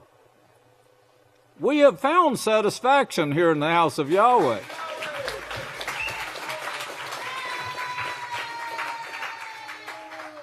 That's something else I do with the money, you know. I don't even touch most of it. Few pennies that come to me, you know, I don't even know if I need that or not. But it goes straight into the work. This building right here that we built, the only year I was ever audited was I put everything into this building right here. And they said, nobody gives all of his money to the church. Well, I said, I can prove it. There it is, right there. Well, what I want you to see is the way that I lived, that everyone, the whole world lived this for thousands of years, just like it is at that peaceful scene. That doctor's buggy, yes, he went all over the country pulling a buggy with one horse, taking him from house to doctor people. The doctors apparently is not making enough money either. They make a lot of money, but they're not making enough. They could never make enough. It was on the news just here a week or so ago where they set up false clinics and houses. There wasn't never a patient went through the house, but they sent bills from those houses to the government and got money, your tax money, back in their pockets. Did their conscience hurt them any? Not in the Christian world. You take what you want. You own, as one of the tapes is played here yesterday, own everything. You take it and you own it. You make sure you keep control of what you own. Well, that's the world's way, of course. It started with Nimrod. Take what you own, that by force. 10th chapter of Genesis. Well, when you go there today, take you a granite bowl. We have them available in general store. A granite bowl, and it starts. The peaceful scene down there starts about 3 p.m. and 3 to 5, I think. And don't mind if you go a little over, just so you get home in time to get some rest. 2 things you need in here at the House of Yahweh: your honey butter balls. You need that. You need to take some back with you. It will help you get through stressful days a lot. It helps a lot. And it doesn't make you, but it gives you the help to choose righteousness. And that's what's shown in your scriptures. And shun evil. The honey butter balls and of course I said 2 things, and I forgot what the second thing was. What? Rest. See, I didn't get enough rest last night. That's right. When problems are dumped on me of a night, well, I think about them.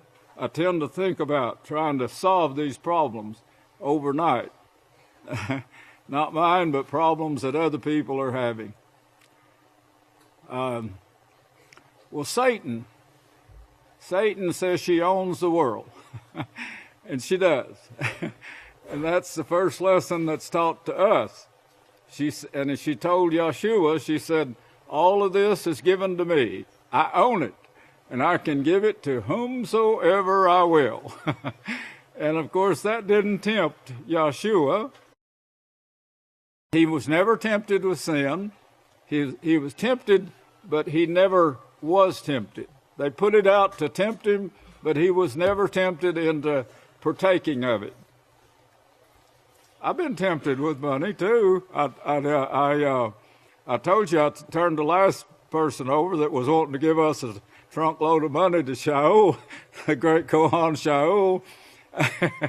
He wasn't tempted either. I turned this was a woman that came here with a trunk load of money, not money, but bonds. It was bonds that she was willing to give us. And I told Tana, well, you handle this one. Tana wasn't willing to.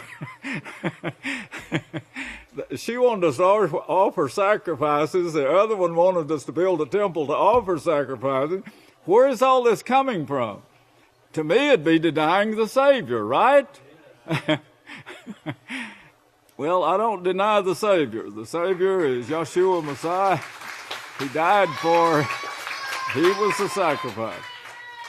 But Satan owns the world. She has the whole world deceived. That's Revelations 12:9.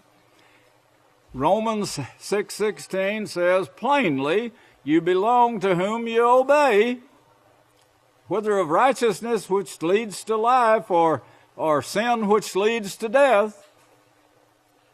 1 Yochanan 2:4, all you preachers out there saying, do you know the Lord, brethren? I've heard that many, many times as I went to your churches. You're a liar. You're a liar, and the truth is not in you. Read 1 Yochanan or 1 John if you have a King James Version. It says so. He who says, I know him, and keeps not his commandments, that's the King James Version, is a liar, and the truth is not in you. You're a liar, and the truth is not in you. That's your Bible talking. That's the Bible that offers you salvation. You can't go anyplace else and get salvation. Read that scripture. Read it. It applies to you. 1 John 3:4 through 15. I think I'll turn there and read that one. It's the same in the King James Version, but 1 John 3, and for everyone out there that's listening, you can't get salvation unless you are willing to keep Yahweh's laws. Salvation was cut off from mankind. You can read that in the chapters 1 through 4 in Genesis. The 3rd chapter gives you the reason because you turned to God worship instead of obeying Yahweh's righteousness. 1 John 3:4 says, whosoever commits sin. Sin is the breaking of Yahweh's laws. As long as you're not keeping the Sabbath day holy, the 7th day of the week holy, it's not Sunday. That was changed to Sunday in order to worship the sun god Baal. The sun god Baal, in Genesis, hold your place right there, but Genesis, the 10th chapter, 10:10. 10:10. That should be easy for anyone to remember, even a Baptist preacher. As dumb as you people are, you should be able to remember this, what I'm going to show you here right now. Genesis 10:10. In the beginning of his kingdom was Babylon. Babylon. You know what Babylon is? If you got a Strong's Concordance, look up the number 10:10. That's the 10th chapter and the 10th verse. Let me read it to you. 10:10, it's from 1004 and 1168 and 4583, and it all means, listen to me now, the house of Baal. Babylon is the house of Baal. That's where you get the word Lord, L-O-R-D. From who? The rabbis. That's a title to dead rabbis that you're worshiping. You're not worshiping Yahweh. You're worshiping dead rabbis. The prophet Yirmiah. This should be plain enough for anyone to see. A fool should be able to read these scriptures and see that you're worshiping Baal. Baal means Lord. Lord means rabbi.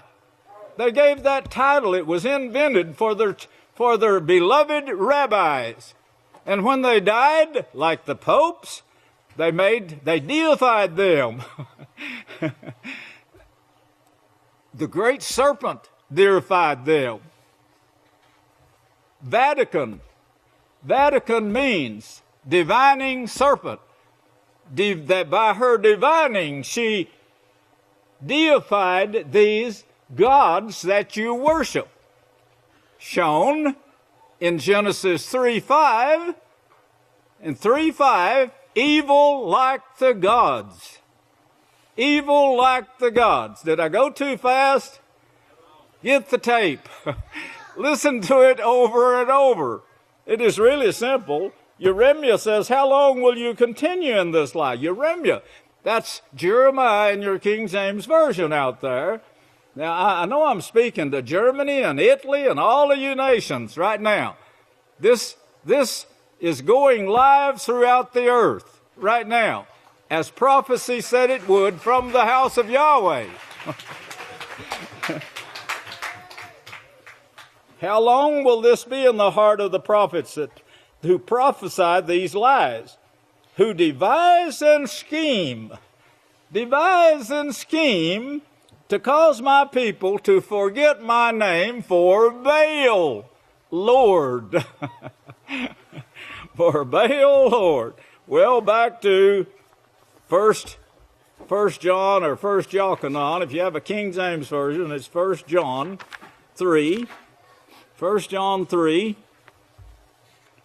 verse 4. Whosoever commits sin transgresses the laws of Yahweh, because sin is breaking the laws of Yahweh. That's simple enough. Surely that's simple enough for you.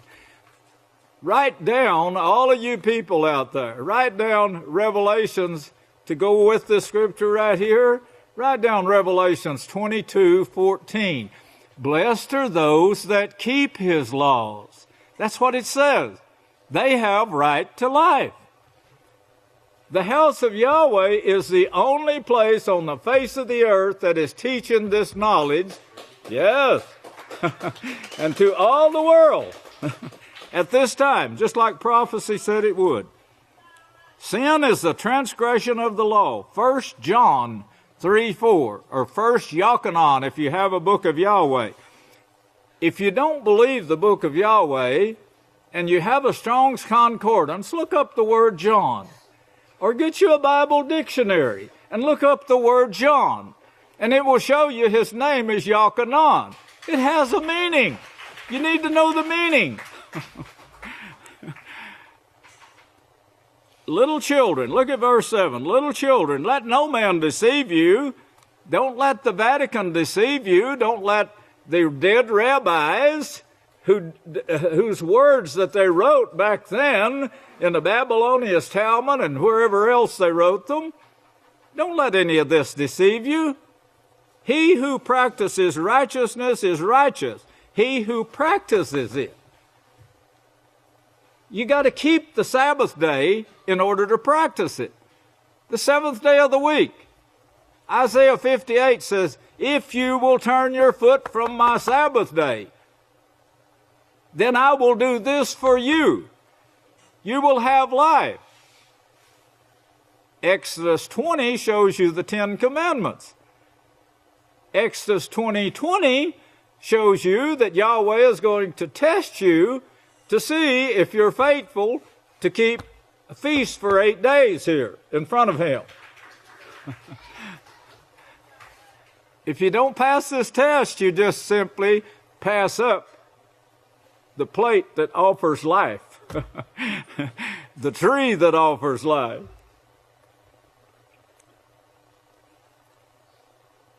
He who commits sin, verse 8, does not belong to Yahweh. He belongs to Satan, the devil. Surely that's plain enough, and it says it in every Bible, every translation. He who commits sin is of the devil, for the devil has sinned from the beginning. That's what she taught Eve to do, was sin. For this purpose, the Son of Yahweh was manifest that he might destroy the works of the devil. Not the works of Yahweh, the works of the devil. The works of the devil is breaking the laws. He came teaching the laws, living by the laws, and he's high priest over the house of Yahweh today, Hebrews 10:21, Hebrews 10:16, teaching the laws.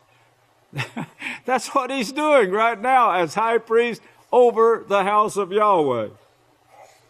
Look on down to verse 10. In this the children of Yahweh and the children of the devil are manifest. That is, they're known. Yes, we're known throughout the earth right now because we worship Yahweh. We're teaching the laws of Yahweh.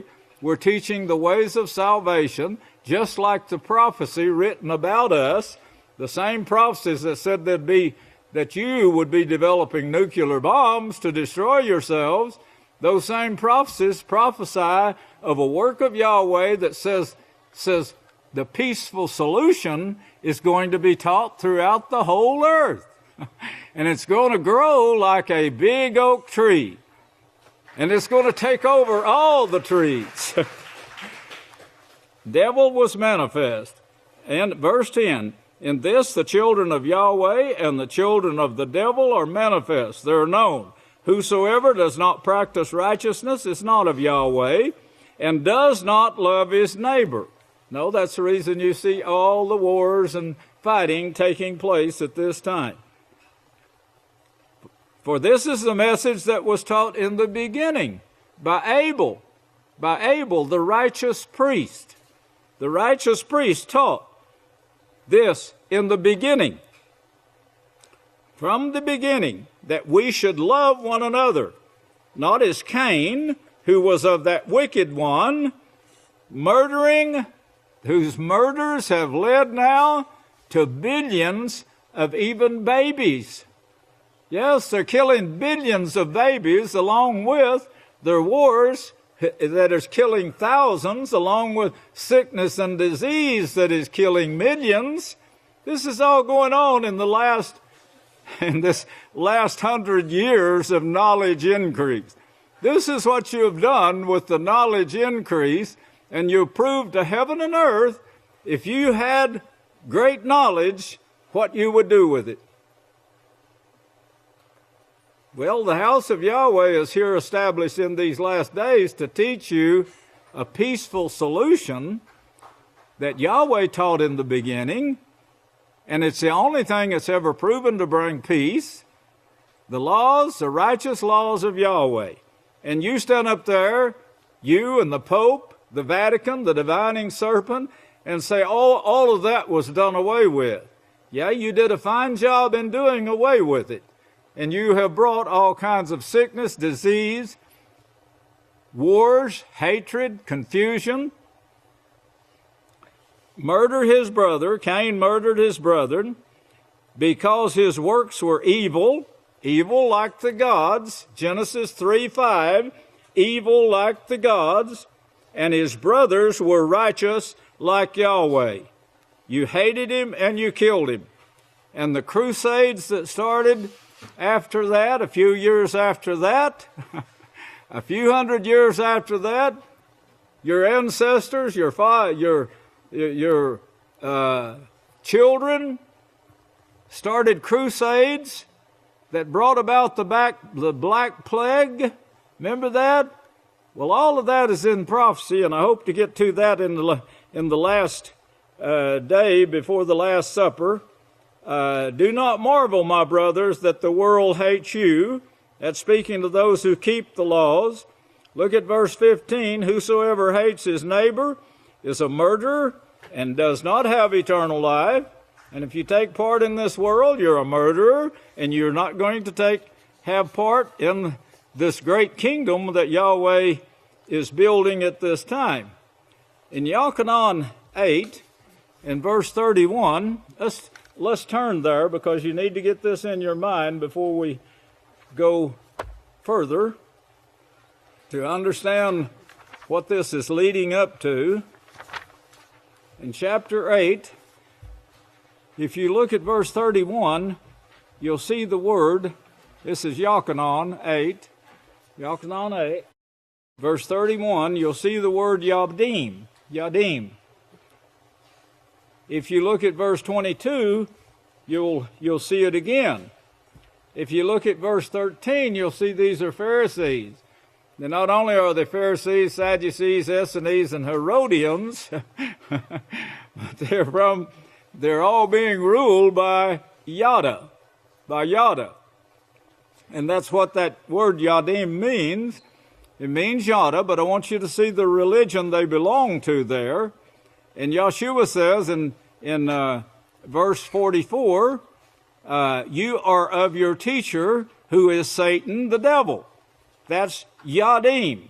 That's Yada, who's on 7 hills of Rome right now, calling themselves Catholic, which means universal God worshipers. Even the host of heaven they worship. Surely this is plain enough.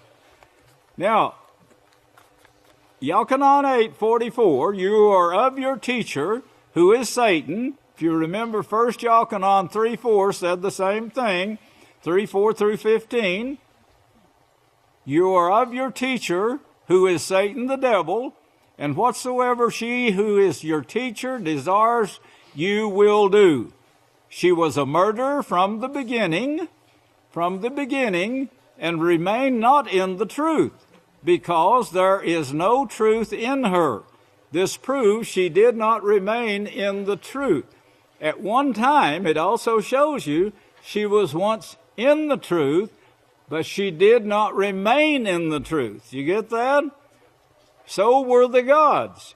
They were taught the truth. Her sons were taught the truth.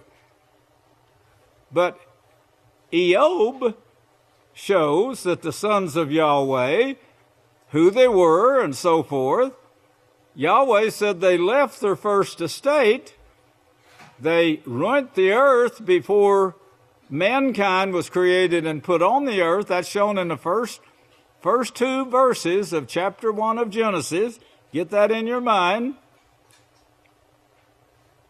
They created dinosaurs, I believe, because they were the adversaries of Yahweh's plan, and hope that would stop Yahweh from creating mankind. Well, of course, the earth created the microorganisms, created a flood that killed all the dinosaurs. Then Yahweh comes in, pulls back the water, lets land appear, creates mankind, and starts the process. He starts a process. He actually starts a process that's cut up into pieces, but a 6,000-year plan, because he had to test and prove mankind. He had to prove it to heaven, because heaven sees his sons now and what they're doing. They also are experiencing their own leadership. So they're a lot of them wanting you right now. Once you receive this power, you'll be able to teach them successfully to have peace after this.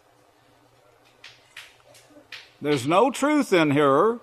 There was truth in her to begin with, and she had the power to create and maintain flesh, and I would suspect her sons had the same power.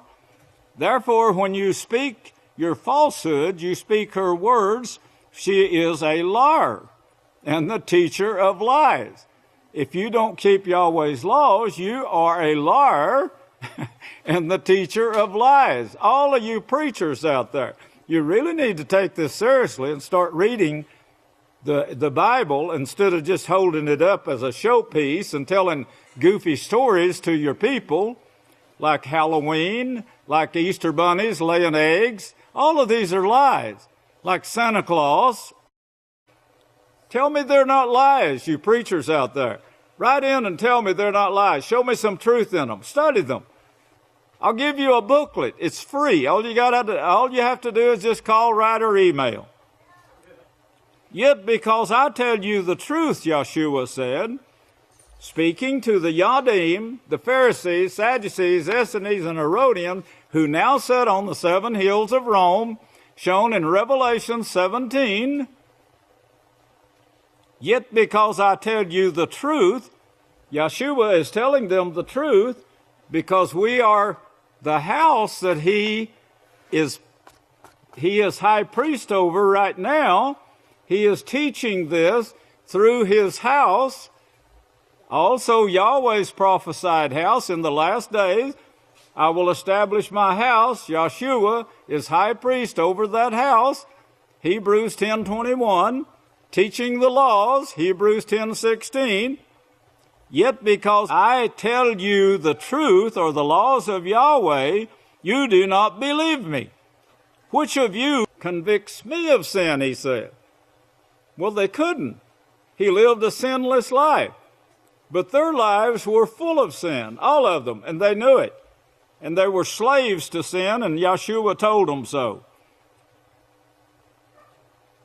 Verse 47, he who is of Yahweh hears my words, the laws and the prophets. Now you do not hear because you're not of Yahweh. In Genesis 49, now remember this right here, Yadim, Yada, Pharisees, and they hate the laws of Yahweh. Now go over to Genesis 49. Genesis 49, verse 1 now. Verse 1 shows you the last days. The last 4 words in that sentence, the last days.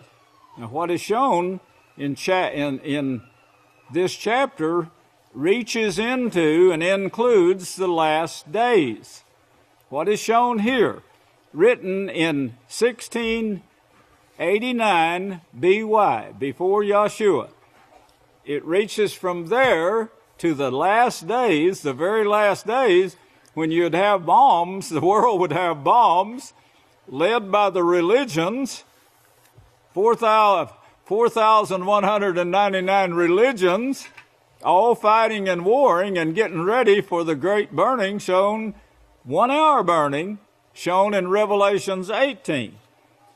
This right here, that Jacob, the prophecies he gave here, reaches into the last days, the last 100 years, when we would have an increase in knowledge to prove what we would do without righteousness.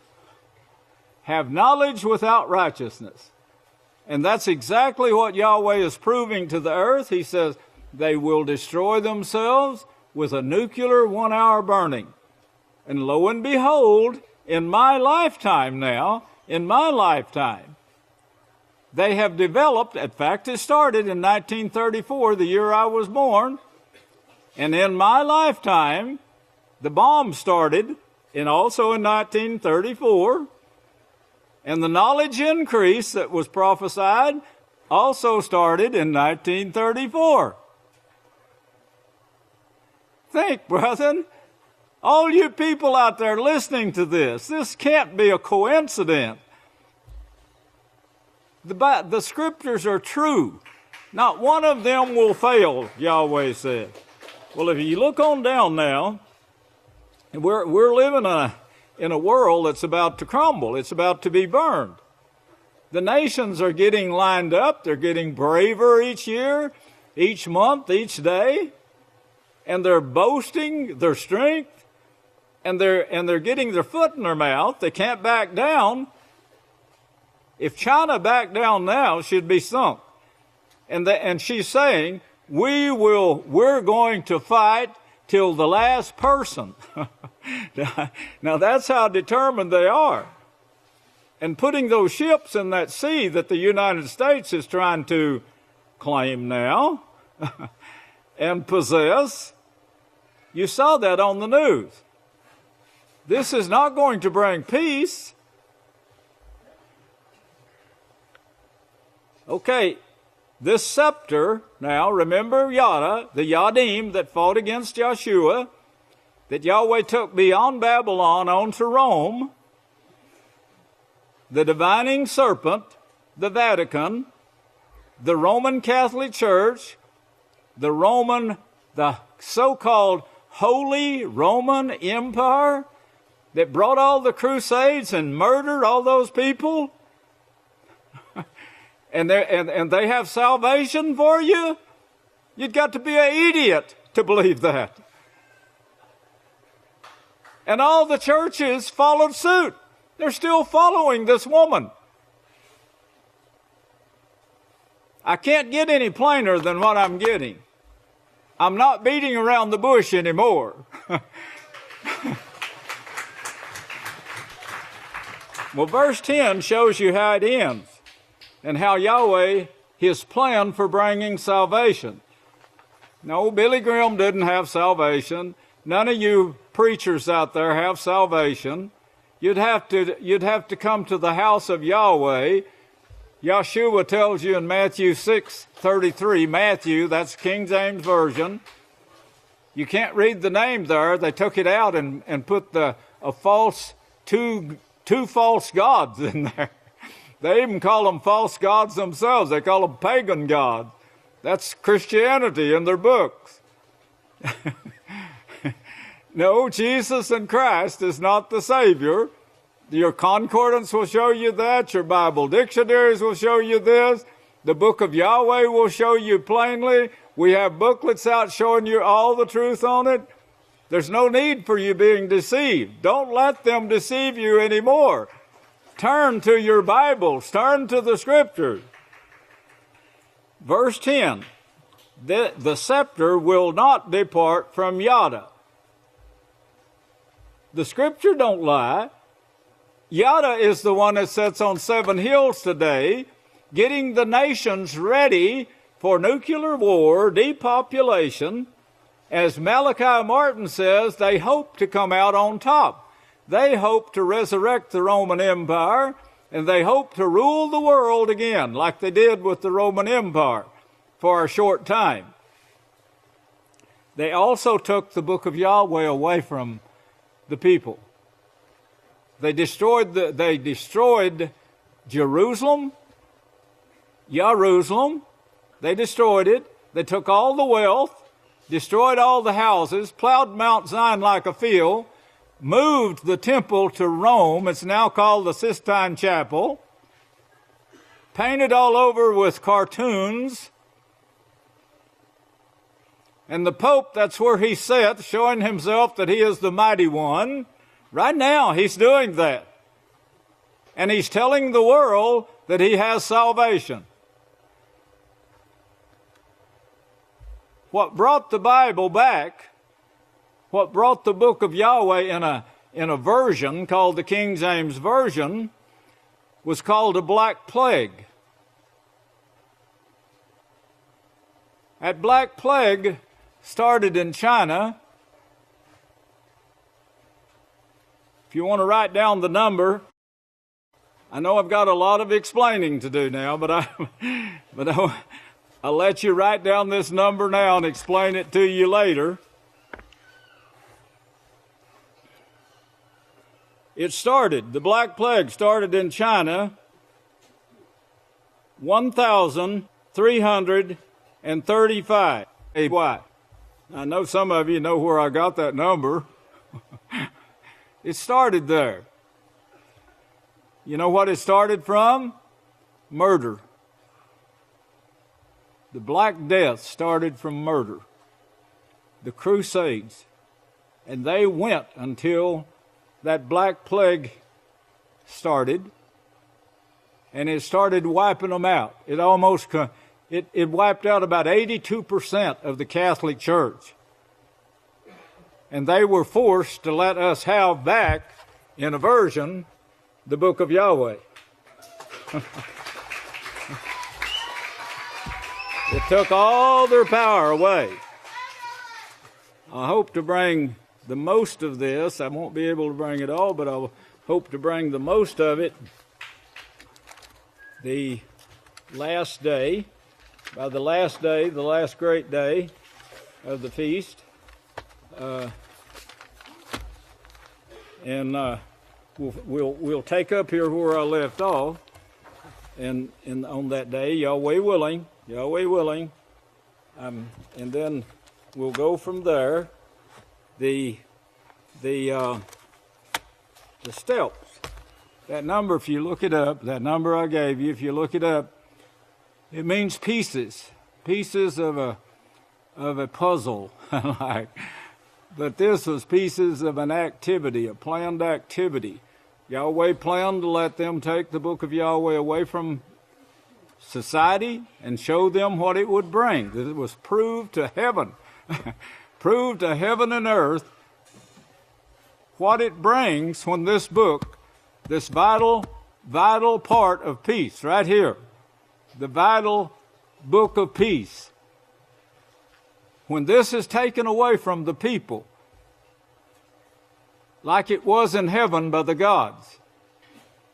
Many of them are living without it, but Yahweh shows that with this knowledge that He has, He's going to prove also what it brings. He's going to prove that to heaven and earth. But He's proven already what takes place when knowledge is increased, and He intends to increase your knowledge by, there's no way that you can overfeed the subconscious mind. There's no amount of knowledge. I mean, you can just store it and store it and store it. And they know this much about the mind that's in every head, every human being who lives, that subconscious mind is there. Even people that are deformed, they say that this subconscious mind is in that brain. Every person that has it. Don't worry about having a defect in your body. As long as that subconscious mind is there and stores this, and you prove to Yahweh that you're fit to, that you will not use power against the laws of Yahweh, and you will be given that promise of Genesis 1:26. May Yahweh bless you, and I'll turn the services back to the next leader. I love you!